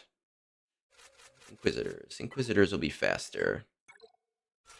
Well, we didn't write the whole thing. We wrote like a lyric and a chorus, and it was great. Hegg's got to pad his content. That's right, Xander. Oh my god. Yeah. Platinum, you know, I'll pay my fair share. Just tell me what it is. Stop with this bullshit. Just tell me the number. You'll get it.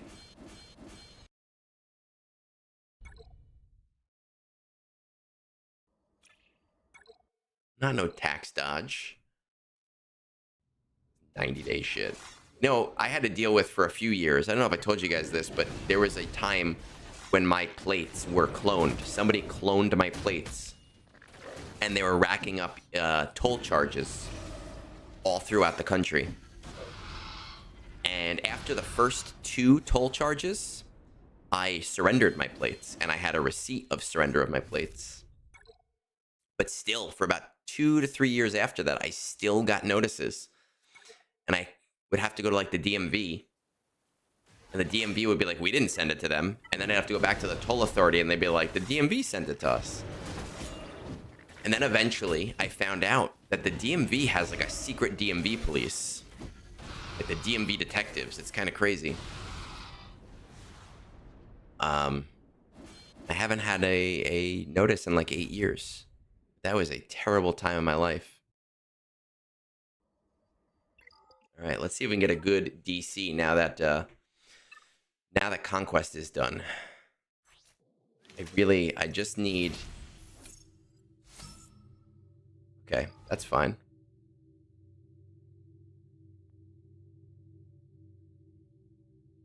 Oh, easy. Easy peasy then.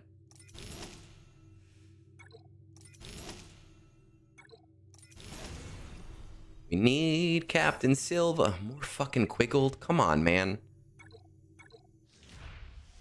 Okay, perfect. Excellent. That is what I needed. And then I need this one, the 3 stacks of profit one. Oh, beautiful. Beautiful. This is the last DC I needed.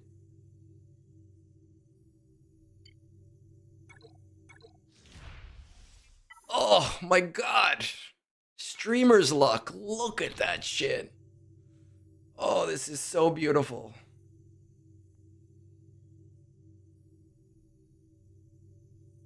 Oh my god, it was the worst. What do I spend my Conquest credits on? After I buy all of the shards, I spend the rest of it on signal data. Everything else goes to signal data. Generally, I buy the red. Or not the red. What the fuck am I talking about? I buy the blue. I'll typically buy the blue signal data as much as I possibly can. Because when in doubt, you always need signal data.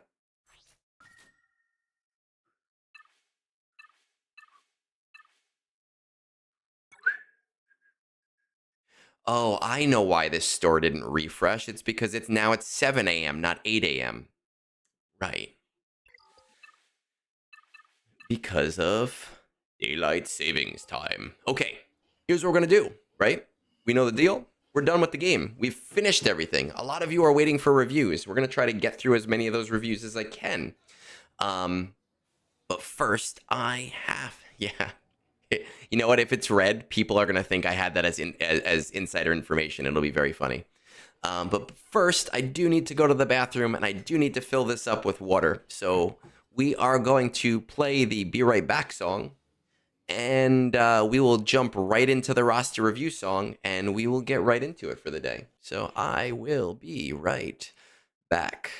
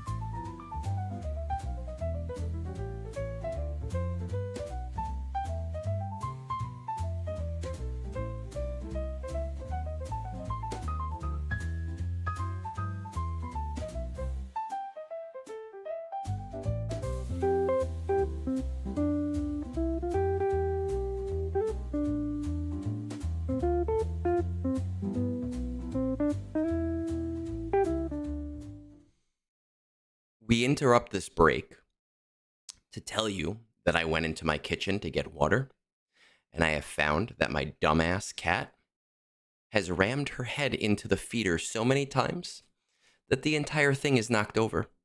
So we're going to need to extend this break by about 2 minutes while I chase her around the house and clean that up. I will be right back, I promise.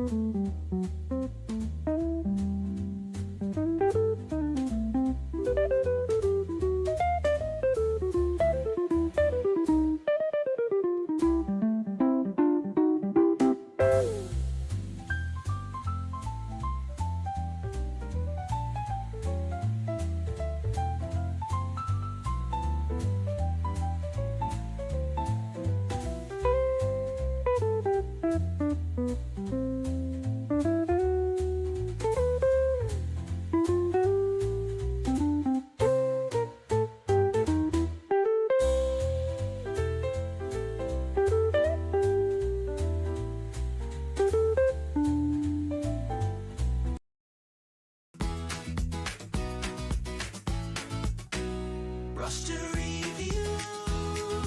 Egnards is having a break and taking a roster reviews. Talking to me that what pack sex should sell to you. Ooh, to you. To you.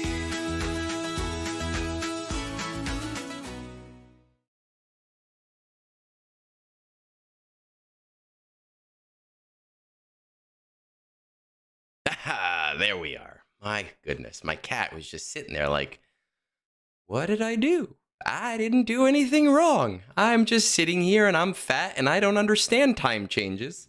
And my feeder didn't go off at the right time, so I'm going to hit it a bunch of times. For how dumb she is very smart. Yes, I see that we have led Leia Grogu to Discord for roster reviews. We do have a little bit of a wait. We have a longer line than usual, though. I was talking to Nooch and I was talking to Scribe and I was talking to a bunch of other people, and they were talking about how they're like Encheng Jita and how they're like months and months behind. And I was like, man, I feel bad when I make people wait 3 weeks. So I don't know if I feel bad anymore at all. But good morning, Allie. You walked into the roster review song, and we have a bunch of reviews that we're going to try to get through today. The first one is DarthZaktan, and DarthZaktan is well, you signed up on Buy Me a Beer yesterday, right? And I offer free trials now, so it's there. And I think you have a newer account, which is interesting to me, but we're going to take a look at it in just a second, right? Because that's the wrong thing. Here. We need to go. Why is it so zoomed in? This should not be so zoomed. Oh, because this is not the right thing. This is where we need to be. Discord. Premium reviews. Vance, you put yours in this morning. We might do yours, Vance. I know yours is technically a premium review, but you're technically a member because of other reasons, and other people are waiting, and you just put yours in today, and I'm not prepared for it. So, I saw DarthZaktan was here a little earlier. I don't know if they are here right now. And Ali, I appreciate the subscription. Thank you. Looking forward to Club 38 on Tuesday. We are going to derail you so hard, which sounds dirty, but it's not. Me and Phil are we are gonna go to town, and we're gonna make that an interesting night. There we are. Okay, so we are at 156.30. You are present. You are here. Let's see. Okay, now first of all, I did happen to we are going to derail you. Oh my God, man, things sound so dirty, even when you're trying not to be dirty. Context, and I blame Lady Geek because Lady Geek has been a perv this morning. Context, I started last week, so very new account. Bought some Lightspeed bundles, and I've spent a lot of time trying to figure out how things work through videos. Not trying to whale too much, but will not pass up a good return on investment, or if I really want something. Behind on making mods, will dedicate a weekend to figuring them out, but farming 9A through C for the materials in the meantime. I'm in a guild now, but I don't know how to gauge how good it is. I'm just happy to be getting some stuff. I think I'll be rate limited by guild, MK, raid currency stuff for a bit. And by for a bit, it's going to be a long bit. But if you're willing to spend a little bit, it is going to go a little bit faster. Top 20 fleets is Home 1, Executics, some Windows, and Finalizers. I don't know what a fleet Discord is. Okay. Assault battles. 0 for everything at the moment. I've participated in 1. Duel of the Fates at tier 1.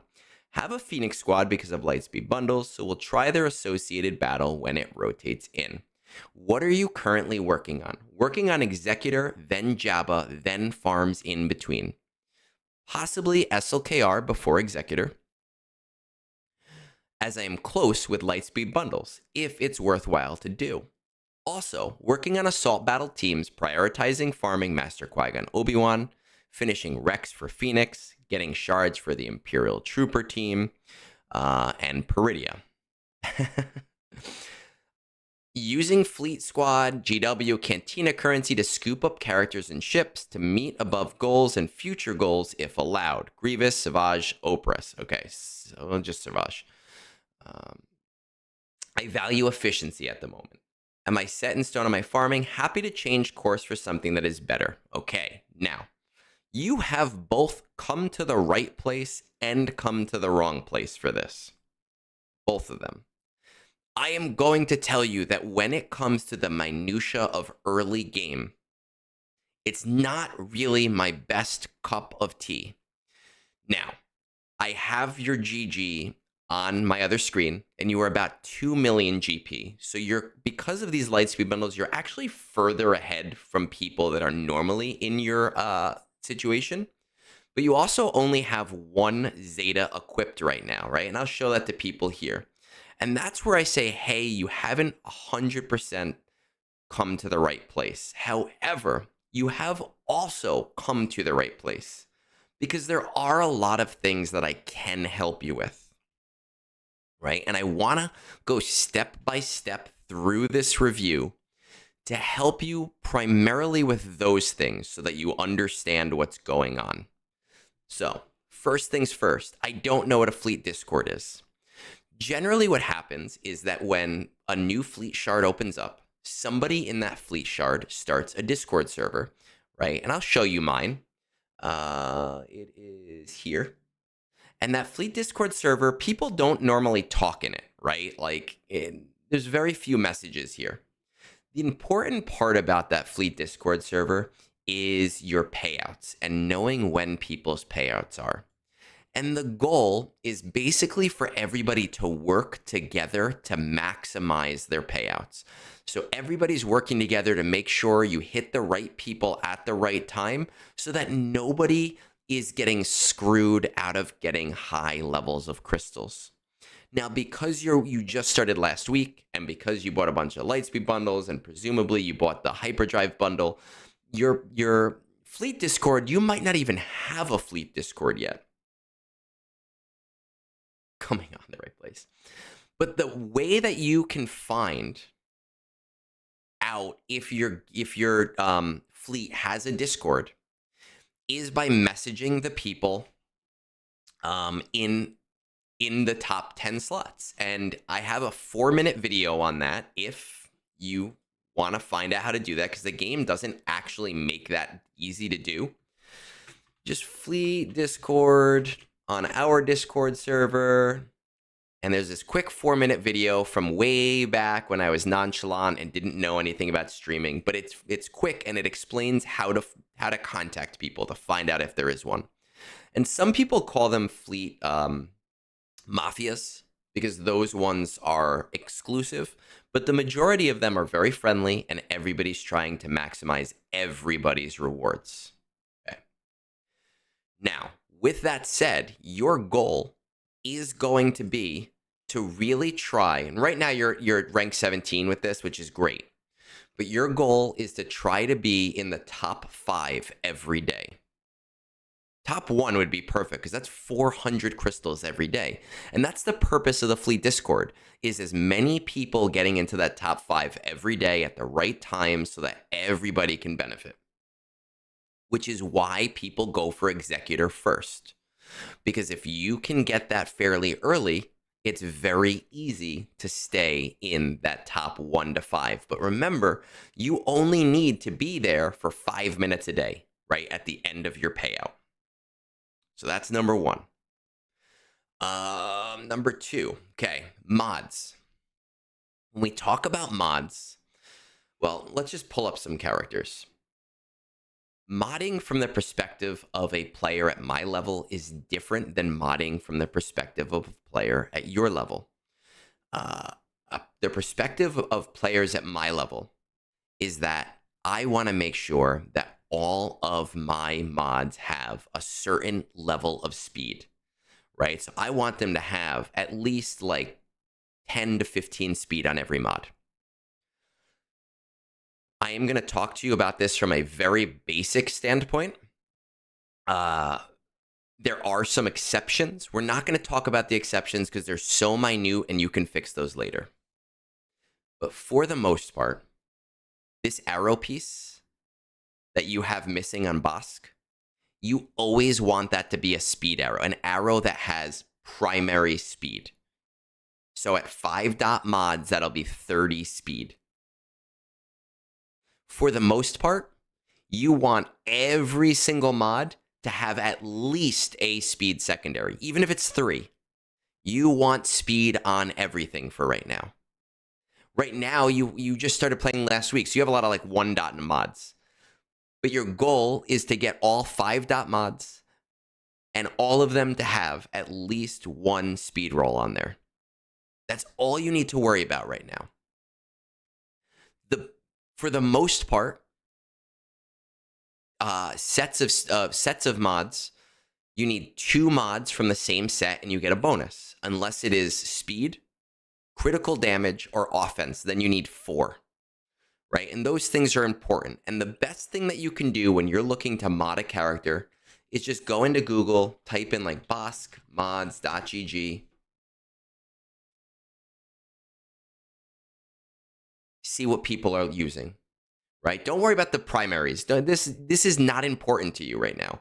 All that's important to you right now is, speed and health. I need 1 speed set and 1 health set. right? That is going to be your primary goal with mods, is just getting mods that have a speed secondary on everybody. You can replace them later, okay? And we could talk more about that later, and my Discord is very helpful if you're active on that Discord in the members section, which is very new, so not everybody who's a member even is aware of that section. You know, we're trying to make it as active as possible. Now, moving on to assault battles. There are 9 assault battles. 7 of them are old style. So that is, let's see if I can get them all. Places of Power, Fanatical Devotion, and not Ender Escalation, Forest Moon, Ground War, Secrets and Shadows, Fanatical Devotion, Rebel Roundup, that's 6 of them.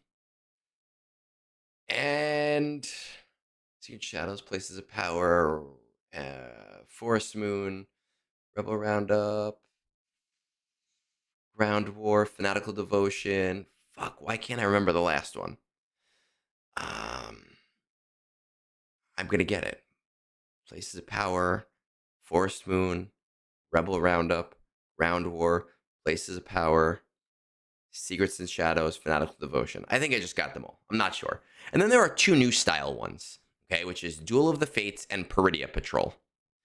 It is very important that you get the easier assault battles to CT1 as soon as possible, because they come around every month, and CT1 gives you 2 Zeta materials. Ah, fuck, I forgot Military Might. Thank you. Gives you 2 Zeta materials, and those Zeta materials are going to be so disgustingly, incredibly important to you. Now, Fanatical Devotion is a harder one. You don't need to prioritize it. Secrets and Shadows is a harder one. You don't need to prioritize it. But the other 5 old style ones, Military Might, Rebel Roundup, Ground War, Forest Moon, and why can't I? Fuck, I'm Rebel Roundup, Forest Moon,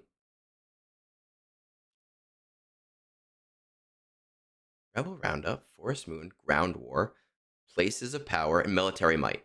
Those 5, they're easier. They're on the easier side, and you can do them with lower geared characters. So your goal is to try to get to a point that you can CT1 at least those 5.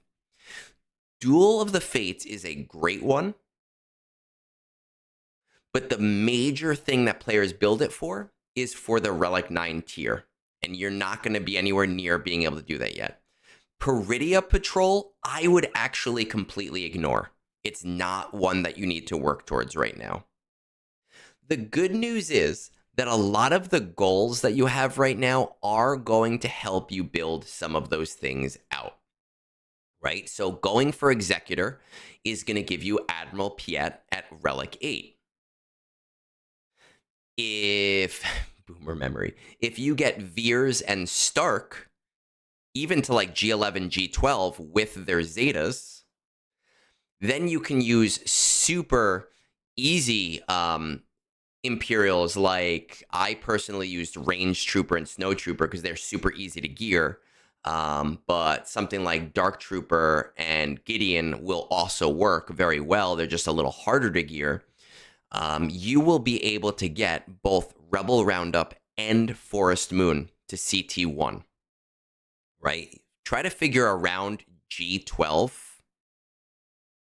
is going to be where you're going to be getting these things.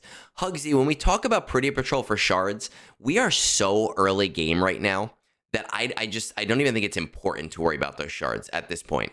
Right now, we have to focus on building out the free stuff that we're getting that's going to be important more generally.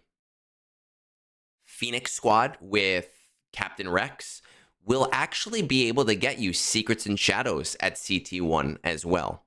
You're going to need some like mediocre modding, but it's going to take you weeks and weeks and weeks and weeks and weeks to do that. Now, would you recommend Mod Optimizer and Hot Utils to streamline some things? Where you are in the game right now, no. Eventually, yes. Hot Utils is an amazing utility. Amazing utility.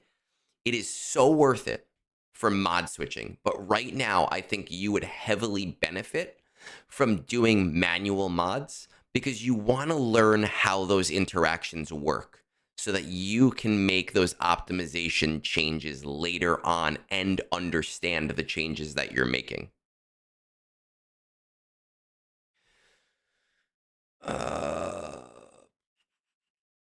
Okay, so that kind of solves like the little things that you need, or like the understanding of things that you need. Let's just kind of take a look at what we've bought and where we're at with our collection at the moment. And keeping in mind that you have no Zetas, right? So your Zeta acquisition is going to be very low. The only thing right now that you should be buying with fleet currency to get to Executor is getting Ravenclaw, Razor Crest, not Ravenclaw, Razor Crest, and everything else Zeta materials, just for right now. You're going to need to get other things with fleet currency, right? Like General Grievous, by the way, I wouldn't even worry about him right now. But right now, we do need to get ourselves some Zeta materials, and you are going to need Razor Crest in order to get to Executor. But let's kind of take a look here. No, not gear needs. We want to look at the gear tracker. So you are very close to Kylo because of the Lightspeed bundles. And Kylo will get you CT1 on Places of Power. He'll technically get you CT3, but it's a pain in the ass. You're going to need a bunch of Zetas first. And you're going to need pretty good mods. The only detraction right now to getting Kylo Ren is that I feel like you've been playing for a week. You probably don't even have the mods to do the event. So that, I think SLKR should be an early goal for you, but you're not doing it with one dot mods, right? I do think it should be an early goal for you because you kind of already have it. You're kind of already there. I would say that your goal right now is to work on getting Executor so that you can stay top 1 pretty reliably. That's your goal number 1. Your goal number 2 is to build out some of what you need for a few of the assault battles. Okay, so for Forest Moon and Rebel Roundup, that's going to be Veer, Stark, Piet. And then if you want to go the easier team but harder gearing, Dark Trooper and Gideon will do great. If you want to go with the easier team but not as effective team elsewhere later on, but much easier to gear, Range Trooper and Snow Trooper. Seekers in Shadow, your Captain Rex will really, really help you with the Phoenix one, with getting to CT1. But again, you're going to need a little bit more towards your modding. Places of Power, as you start to a couple weeks, get your SLKR mods and that team mods up. You know, SLKR will help you with Places of Power and being able to do Places of Power in a reasonable amount of time.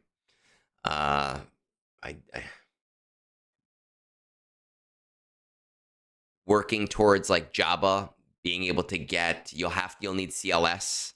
So you'll start to build out your CLS team, which is Commander Luke Skywalker, is Chewbacca, and 3PO. I realize you just started playing a week ago, so I'm trying not to use the acronyms. 3PO and Chewie, Chewbacca, C3PO, and Han Solo, right? That team will get you military might at CT. Honestly, it'll get you military might at CT2 and CT3 with better mods, but CT1 with not the worst mods. I think what I'm basically saying to you is that you're kind of on the right track in what you want to do. I would just ignore Peridia right now. And I would focus primarily on getting your fleets to 1 so that you're getting free resources every day. Then it comes down to focusing on those assault battle things that we just kind of talked about a little bit. Now, as for your guild, 151 million guild. You've got a couple people in here that are okay. They're actually, oh wow, they're doing the Order 66 raid. It's interesting. They must have had somebody in this guild here that was a little higher up at this point. TB, doing Separatist Might, you're doing Rise of the Empire. Honestly, with where you are right now, you're probably in a fairly okay guild for your level. It seems like you're in a pretty... The Galaxy Academy tells me this is like a guild that's about helping out newer players. So you're probably in a pretty good place. I would say in like 6 months, maybe even less, 3 to 6 months, you may outgrow this guild. But for right now, you're not in a bad place. Talking about the minutia, though, of what to farm into each little time, into each little bit, I would say that's not really in my purview typically. But you do have the right idea of where you should be headed to build out the free stuff on your account. Do you have, just from a game understanding perspective, do you have any like specific questions I can maybe help you with to make it feel like, hey, you got what you need to get out of this?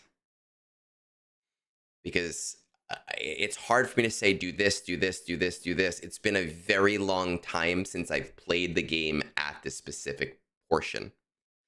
Darth Loquitur Adiz, yeah, it sucks that he quit the game, but his 2025 guide is almost definitely still relevant right now. And he is, or was, the king of the super early game. Now, I will say, with all of that said, our Discord, as long as you ignore Vance, can be very helpful. Our Discord has a lot of very smart people in it. I am typically very active in it. I think you will find a community that will help you with the little minutia. But are there any understanding questions that maybe you're still kind of confused about that I can maybe help you with before we kind of move on here? Yeah, Loquitur left a few months ago. It was very sad.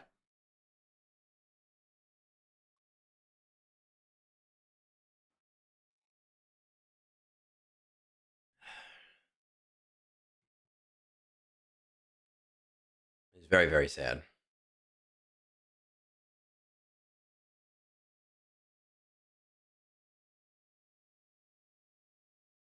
Okay. All right. So, Zaktan, all I was kind of saying was reach out to us and we will help you out a lot. But right now you're at a point where you're just building out those little things, man. And we will continue to help you. You know, that's what we do here. All right. So we're going to move on and you'll kind of see the structure of a more traditional roster review at this point from someone maybe a little bit further in the game. These are burnt out or what? Something happened to the stream? Oh, I don't think so. All right, so we are going to go back over here. Try to get through a few more of these today. Encheng.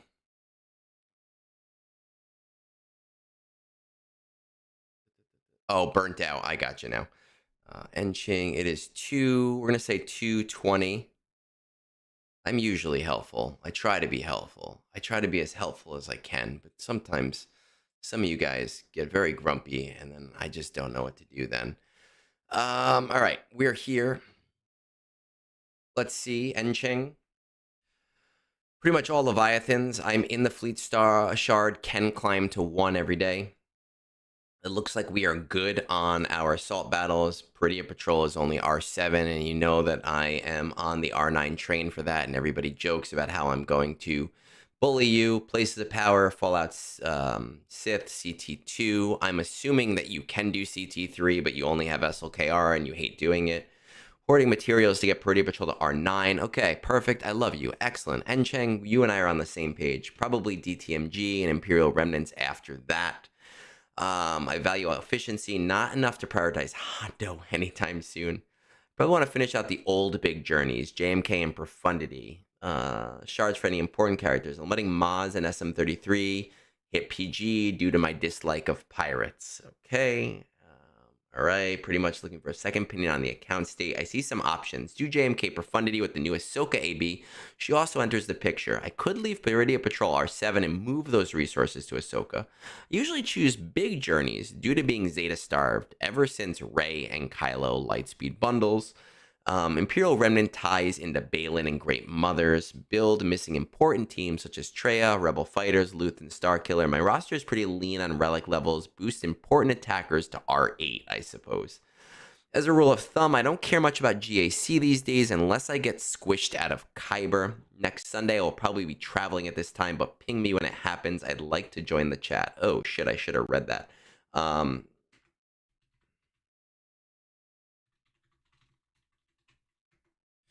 All right, we're going to give Encheng a second, and I'm going to just step away for a second. I hear my wife is up. I want to talk to her real quick. So I'll be right back to continue this because I want to give Encheng a moment to be able to pop into chat since I don't read these beforehand.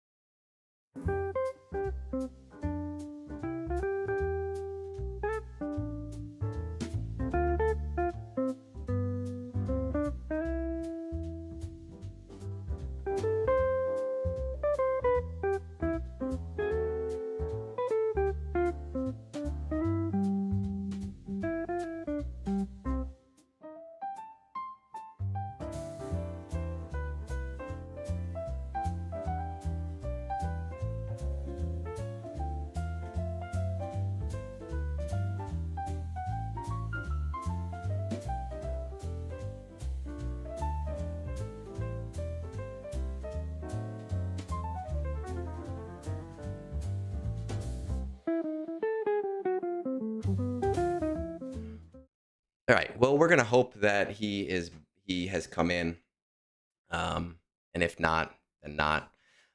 Pirates are actually decent, but listen, look. Here's the deal: if somebody doesn't want to do pirates because they don't like pirates, and they're saying, "Hey, I don't really care about GAC," they want to do their account the way that they want to do it, right? Not everybody is playing to be super hyper efficient, and some people are playing efficient to a degree. That's just how it is, and we have to.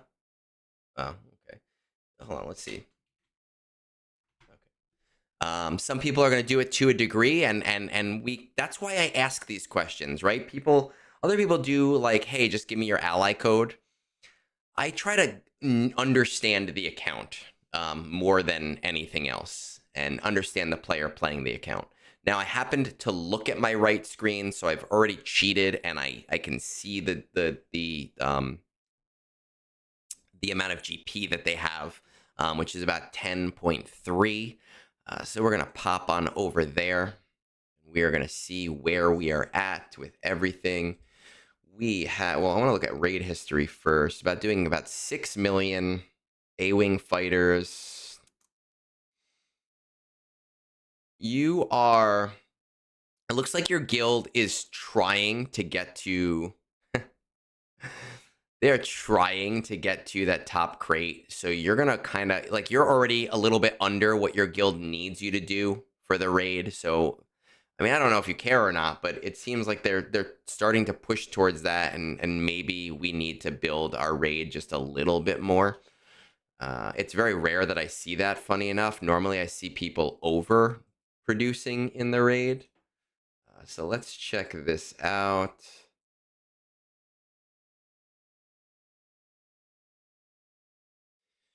We are doing this at R7. We're probably doing this. Phil, it's probably in a loadout for an old, forgotten loadout that you have not thought about in a while, because that happens to me a lot. Okay. So you're doing the Jedi Master Mace Windu run for 1.8. You are probably, let's see, Jedi Master Mace Windu 1.8 plus 2.7. 1.8 plus 2.7 plus 1.8. So we should be able to, you should be able to do 1.8 with Jedi Master Mace Windu, with Depa and Temple Guard. And you're probably doing the R8 run with Keller and Beck, Jocasta Nu, Plo, and Shakti. And then you're doing a 1.8 run with the clones. Why, you should be able to do more.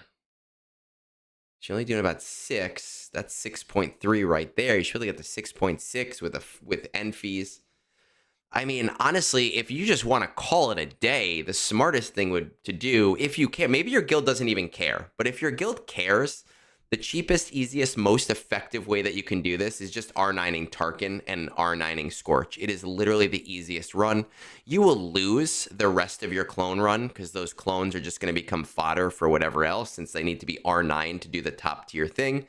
But you will gain 1.8 million on your raid score and put you kind of closer to the average that your guild needs, and then you'll be the hero. Now, that's what I would do. But if you're not going to do that, if you're like, hey, based on everything else in my roster, what's going on? We have 1, 2, 3, 4, 5, 6, 7. We have 7 GL, so we're missing Ahsoka, we're missing Hondo, and we're missing JMK. You have Leviathan, you have Executor, we're missing Profundity. All right, let's see. Now, a lot of the missing things that you said, because you don't really care about GAC very much, and you're in Kyber 3, a lot of the things that you said you don't care about, like Starkiller doesn't really perform outside of GAC. I mean, TW2, but if you don't care about GAC, you probably don't care about TW either. Where is it? Luthen, he's a GAC character. Treya, GAC character. Like, they're all great characters to have. I will say, though, one thing in the plus camp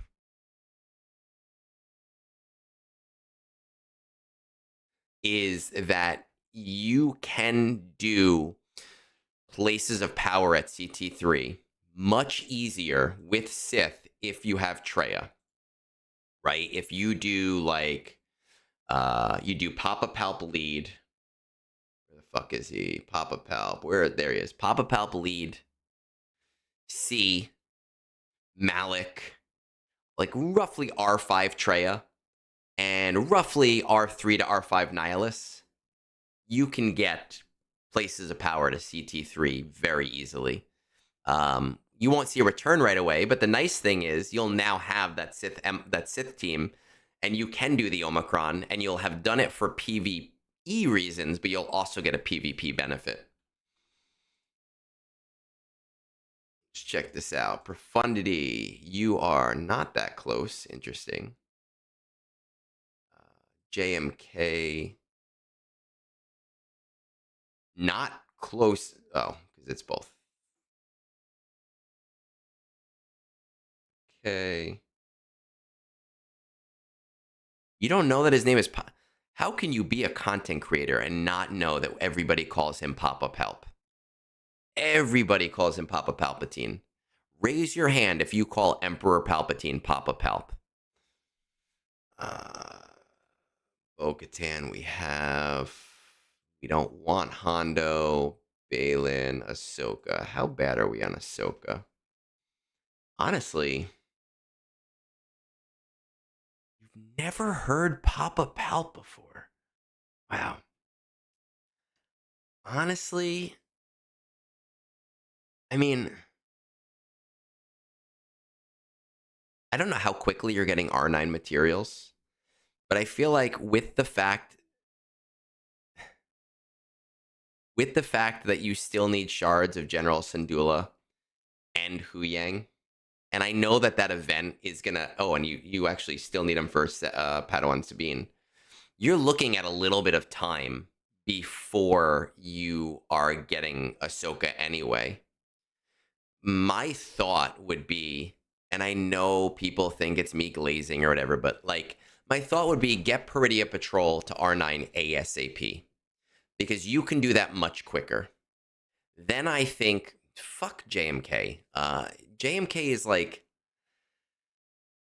JMK is a good GL. He's a Swiss Army knife, but he doesn't really give you anything anymore. And especially as like a non-GAC player, like it's a nice team to have, but I would be building out every resource thing I possibly can. I know you don't want pirates right now, so I'm not going to tell you to go for Hondo.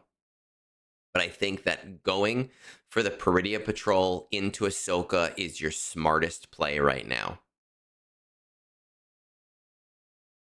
And yes, I would also be going for Profundity, 100%. Because the smartest time to go for a fleet is when you don't need that fleet.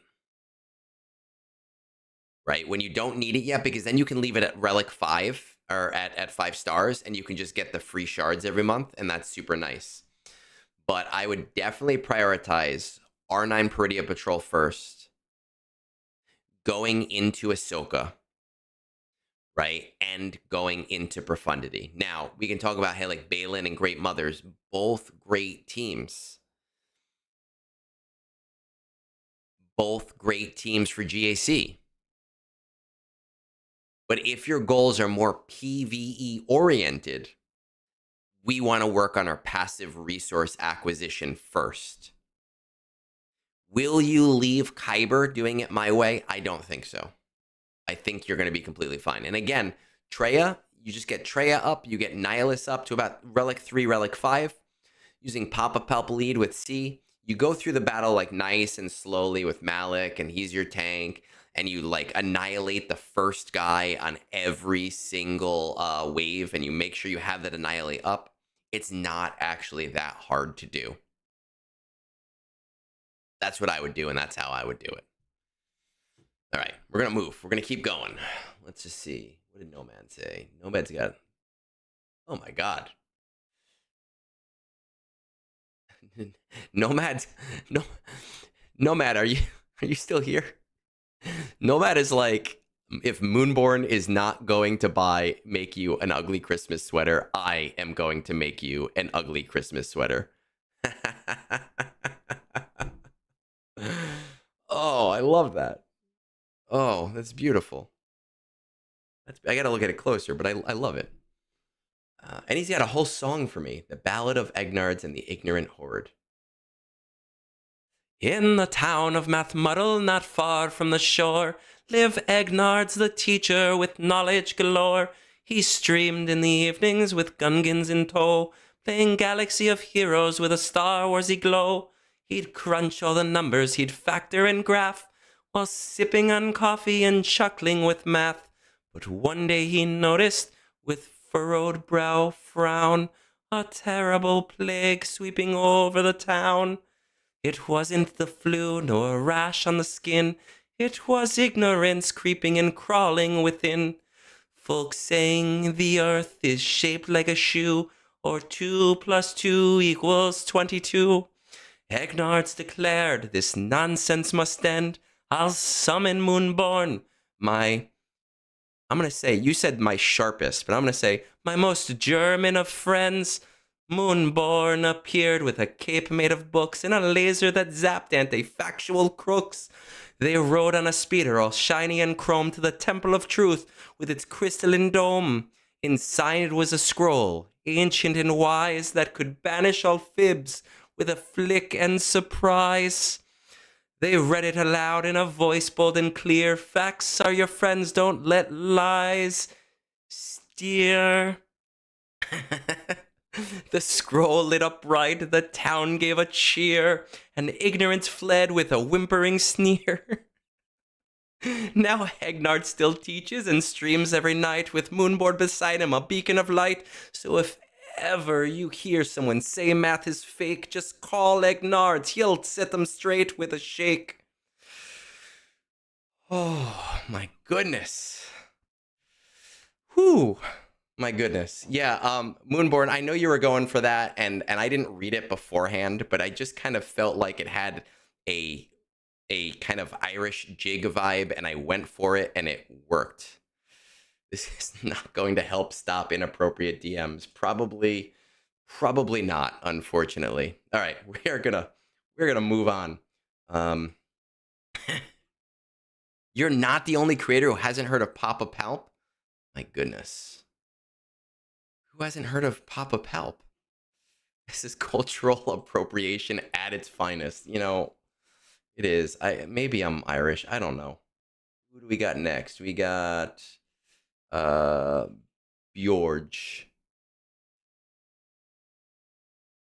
Furzy, it takes about 3 years to match ROI if you do not refresh. If you do not refresh. But I recommend refreshing. So about 1.5 years. All right, Borje. 237. We're going to say 237. Well, Keblock, I think you do count as a creator, even if you do things on your own time.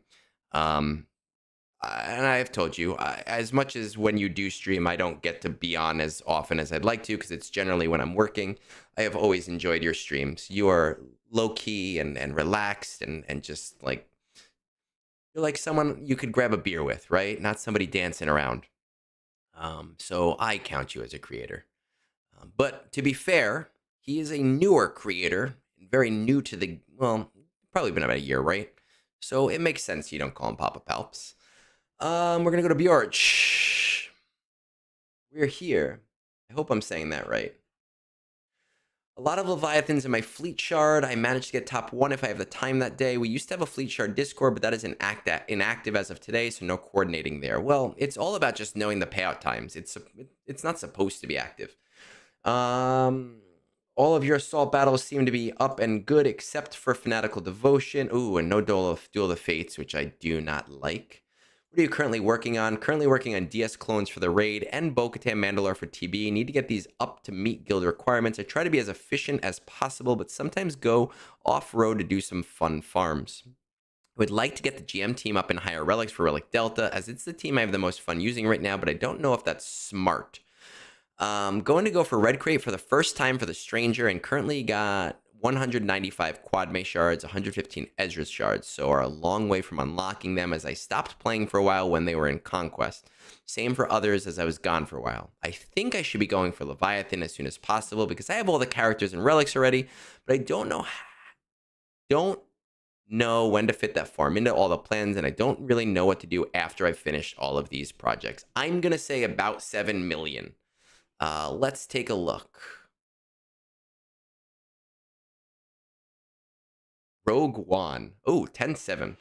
10-7 first red crate. That is honestly insane. I don't know how big of a break your break was, but that is insane. Raid history, you're doing about 2 million. The guildest of guilds. Your guild needs you to do about 3 to 4 million.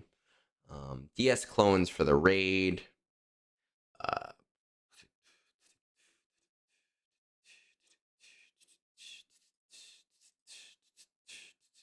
So you're going for the Tarkin, the R9 Tarkin? Perfect.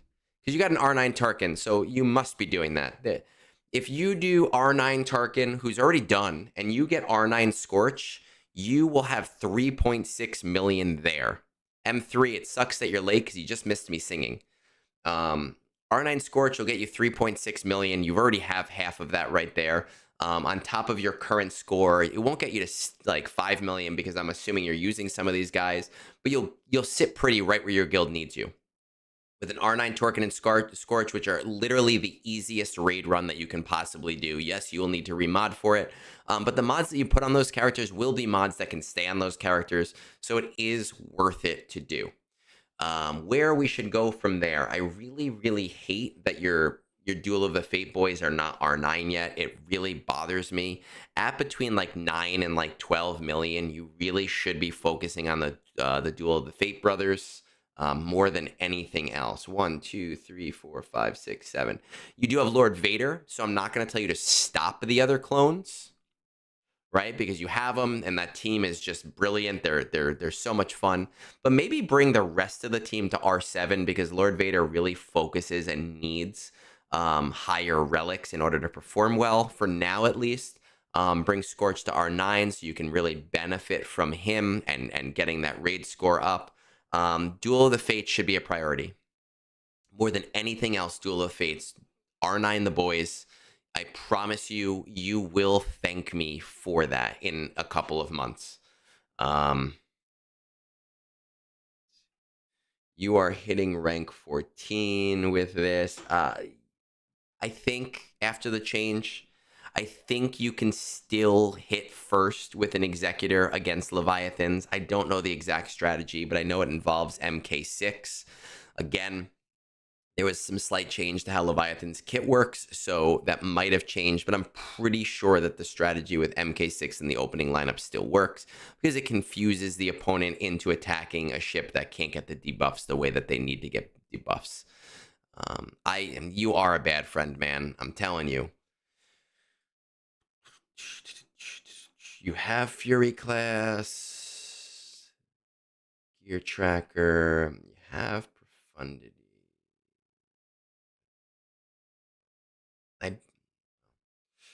Oh my god, dude, man, get Leviathan. Yes, holy shit. With where you are, get Leviathan.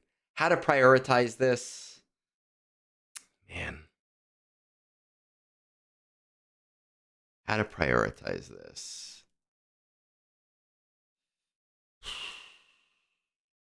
I am going to say Leviathan first. You want to get Leviathan as soon as possible so you can start getting free shards. So Leviathan first. Then your Duel of the Fate boys to R9. It shouldn't take that long, to be completely honest with you. Your Bo-Katan for TB, I don't know what if your guild is demanding it or how fast they're demanding it, but Bo-Katan for TB is fine. But Leviathan first, Duel of the Fate bros, and then Bo-Katan. And Bo-Katan, you're still shard farming anyway, so that shouldn't be a problem.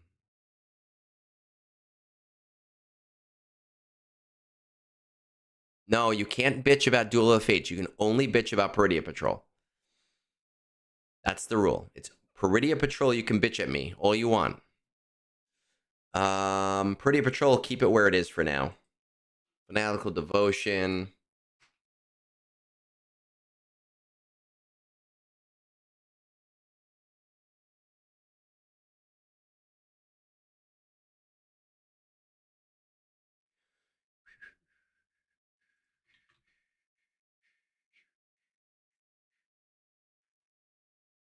I know that you haven't been in this guild for very long, so I don't know how close you are to Third Sister.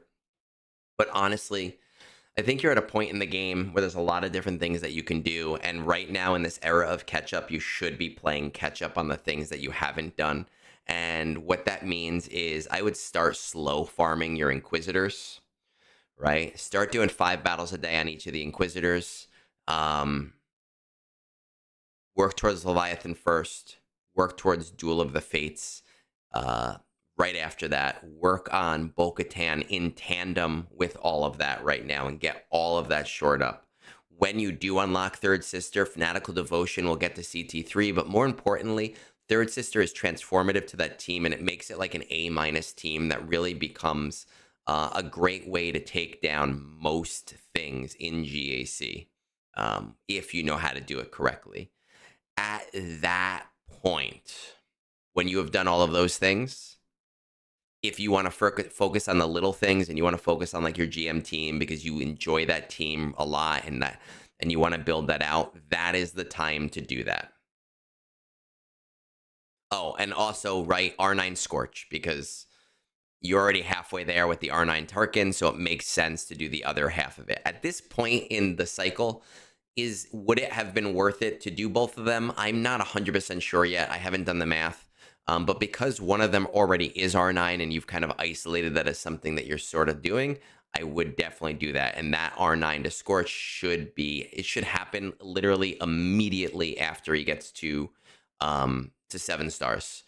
So make sure that you have that one in the chamber, because it's also going to build up your MK3 as well from increased rewards.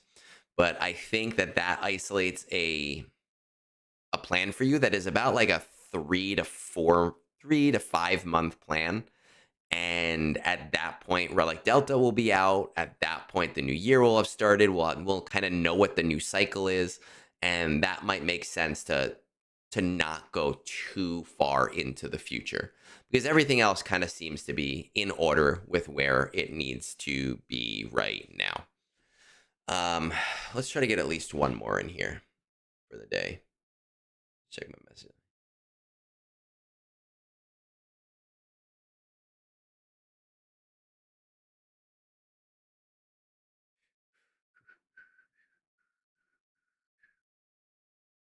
Make me. We have to bitch at him because to make him a better spouse. I think I'm a good spouse. I would like to be a good spouse. I feel like I'm a good spouse. But I don't know. My wife might feel differently. Hopefully she doesn't. Uh, Forgotten. No, we got to go to this one, which is GTMerciless, right? And that's 1020. Man, a lot of people signed up on 1026. The fuck happened on 1026 that made everybody sign up for roster reviews? Let's see. Where's my pen? Here is my pen. I know. Maybe we'll do Vance after this one. My voice is getting tired, and I'm going to be on Tribe Talk later. And that just... I know I have another 3 hours of talking in top of me. GTMerciless, GTM. What's the top 20 of your fleet arena? 4 executors, 1 profundity, mostly negotiators in the rest, so a newer shard. I stay in the top 10 easily. I know, she's went upstairs to read. Top 5 occasionally, I think because she got that extra hour of sleep. If I'm on to push a payout, I'm not aware of a fleet discord. Your assault battles are not fully in order. Places of power, ground war, I'd like to see up a little bit. Really, the important thing early on is to try and get everything to CT1, right? That's the important thing. What are you currently working on? Recent Lightspeed bundle purchases have set my plans in a bit of a chaos. Debating focusing on GL Leia, pushing CT3R9 on ABs, or building Conquest, improving ground teams to push crates and get PG shards. Trying to prep for Order 66 and GOs for TB on the side. Probably done with Lightspeed bundles unless Jabba or Chewie come back. Currently trying to focus full teams rather than just on locks. CLS, GOs, IM Troopers are currently 3 I'm pushing. Are you dead set on changing things? Allie, I'm getting in the club on Tuesday, and I've been in the club already. How highly do you value efficiency? Efficiency for PvE, fun for PvP. Are there any favorite characters? CLS, Hoth characters, first order, second team. Okay. Military might is CT1. I'm gonna say you're probably around like 6 million, honestly. Oh, you're not. You are even earlier than that. You are 4.7 million. Let's see what we got going on. No GLs yet. Very interesting. It's very rare to see. Ships. No GL ships. Okay. Egg is going to be going to the replacement whale this episode of Tribe Talk. Oh, is Karthik not going to be there? Tools. I like Karthik. He's a funny guy. Let's see how close we are to important things. And you are far from the ships. I'd really love to see you get a GO, because Bo-Katan too. I'd really love to see you get a GL ship. That would be very nice. I am not a whale. I am not a whale.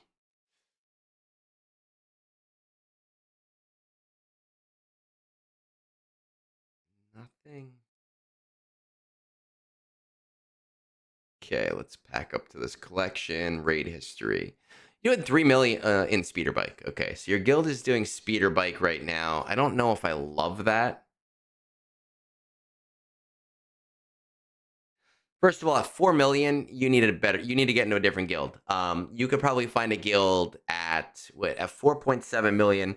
You could probably get into a guild that's like 250 to 300 million GP pretty easily, and it'll up your rewards pretty significantly. I guess the one concern, and maybe the reason you might be staying here, is if you're trying to get Watt, it's easier to get it from Separatist Might. It's kind of annoying that you can't get it from the other one. Yeah. So if you want to stay for Watt, I guess I get that. But a lot of the things that you need Watt for, I mean, you don't really need him right now, and though it might be harder for you to do that later on, so fine if that's your goal right now. Places of power.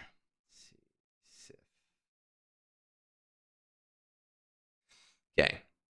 Again, places of power. Bonus right now. I want to get you to CT1. Papa Pelp. Darth Vader. Nihilus G11, G12. Treya G11, G12. And I shit you not, I did this with Doku at G12.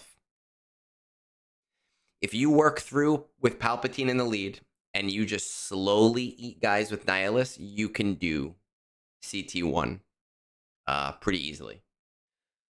Ground War, the Jedi one, you're probably not really in a position to go for Ground War right now.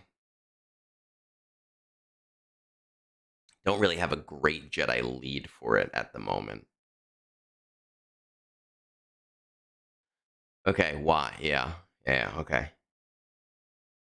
Well then, oh, Merciless is. Oh, I didn't see your message up there to see that you were here.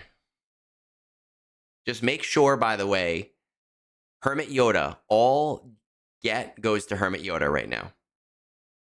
And all from the bonus event, the bounty events, Rolo first. Rolo from the one that Rolo is in. Wampa from the one that Wampa is in. You're already done with almost done with Wampa. Okay. Rolo, not as much. I think that right now, other than working those Sith to kind of get your places of power to CT1, which is your goal, let's see what your raid is looking like. What can you do with this raid? Tarkin with maybe 2 more relic levels can get a 300,000.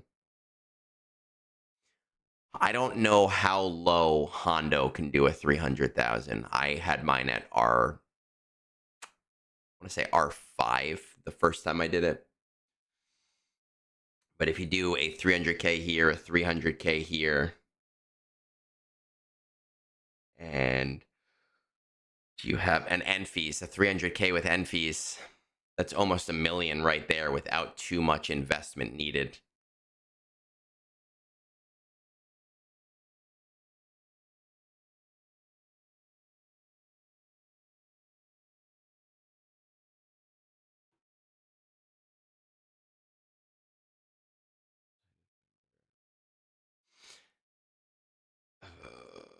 Let's see. What are we missing from profundity? The tough thing is, there you go. Mustang says R3 with the Zeta and solo. The tough thing is you're in a position where I think it's going to be really, really, really tough for you to get R9 materials unless you're just willing to buy them with crystals.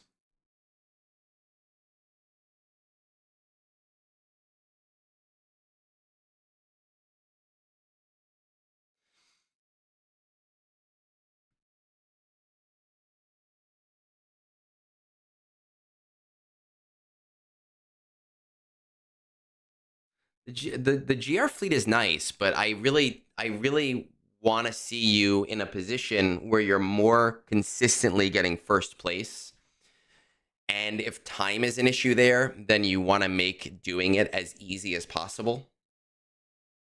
I think I'd rather see you go for profundity, because profundity will build into the other smart things for you. Oh, you have enough mats for one more R9. Interesting. Then I would go for profundity. I would really be pushing for profundity. I'd be pushing in that direction to try to get that unlocked as soon as possible. Because you've said you occasionally get top 5 if you're on to push at payout. But think about this. If you have a really good ship, people are going to knock you out a lot less, which means you are more likely to stay in that top 5 for more crystals overall. I think that profundity is a really solid goal. You still have work on Hermit, Wampa, and Rolo that you need to do before you can get Jedi Knight Luke. So I think after you fully push profundity, and I hate, because Bones has been on the profundity first for a long time, and I hate that I'm saying, hey, let's listen to what Bones has to say, because he's dumb.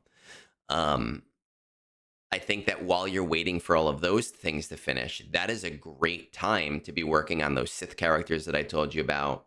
That is a great time to finish up like a CLS team, which will help you get military might to CT2 or even CT3. That is a great time to maybe even work on Jedi Revan, because that'll make it so Ground War CT1 is super easy for you to do. So while you're waiting all of those things out, with profundity, I think you can kind of like be saying, hey, I'm going to do all of those little things. For the raid, I don't know what other people in your guild are doing. No, but if you have like this guy, Merciless, doing a decent amount in the raid. Let's see. Well, he hasn't really built. No, I've never told you to listen to Bones. Nobody listens. Well, you know what? If your guild is getting roughly 1 million per person, you should be doing pretty good in the raid for right now. For when you move over to the raid. So being able to prioritize those solos more than anything else. But I think your main goal right now is profundity. I think the Sith team is a really good secondary goal. I think focusing on Hermit, Wampa, and Rolo are going to really significantly help you as you move forward. And then you kind of exist in that JML Jabba kind of spot, right? And I think that for you, Jabba might be the right GL to go for first, because I think you'll just benefit more from the extra modding.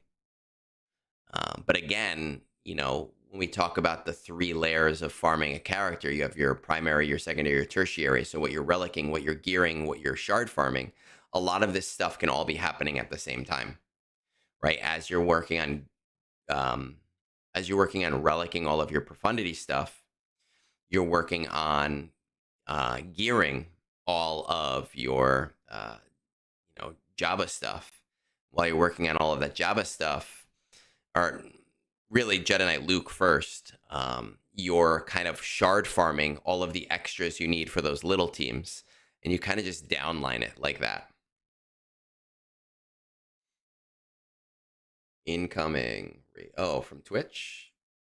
Is it not saying? Is it not telling me? Oh, the Berm. It is telling me. Hey, Berm. Hey, buddy. Raiding party. It's from Age of Empires. Raiding party. I'll beat you back to the Age of Empires.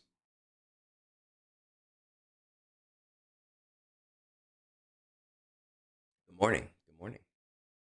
Oh my goodness, that is a kraken. Have you found yourself a whale, Berm? Look at that. Those tentacles. The most hentai of appendages. Yeah, I hope it helps. And again, I'm always available. Just tag me on Discord. I do my best to help people. But as luck would have it, Berm, as we know. Oh, hey, Tumble. As we know, this tends to happen with our raids. we are actually in the process of finishing up. I know we're not doing drawing with Egnards today, but I do want to be able to spend some time with my wife before the Broncos game, and I'm spending all afternoon with Scribe, so I kind of want to like not go too crazy there. I apologize for disappointing everybody because I know that that's what this is. Dual streaming us. That's fine. Berm's got a sexy voice. Berm is he's got a great voice for really anything, to be completely honest.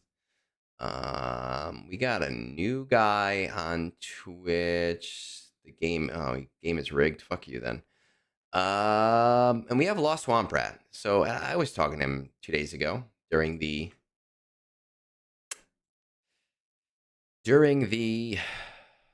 charity stream. Man, my brain is all over the place.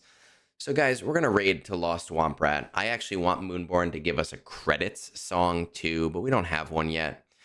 We got through 4 reviews today, which is nice. I'm happy to say Ranger, it looks like, so far has raised roughly about $5,000, which is kind of cool. Of his, it seemed like it was a 4-month goal of like 12,000 for the American Cancer Society. So thank you for those of you that joined in on that. On what day was that? Friday. Appreciate it. It means a lot, even though it's his thing, right? It's not my thing, but I appreciate you guys all joining in and getting behind that because it's a big deal. I will be on Tribe Talk later today. I don't actually know what time that starts because, you know, Europe or whatever. But let's go Broncos. And we're going to raid out to Womprat if you're on Twitch. And if you are not on our Discord, well, then fuck you. Why aren't you on our Discord, right? Like, come on, guys. Let's raid out to Womprat. I'll beat you back to the Age of Empires. And if you missed my song earlier, then you should go back and watch that song because it is a beautiful song.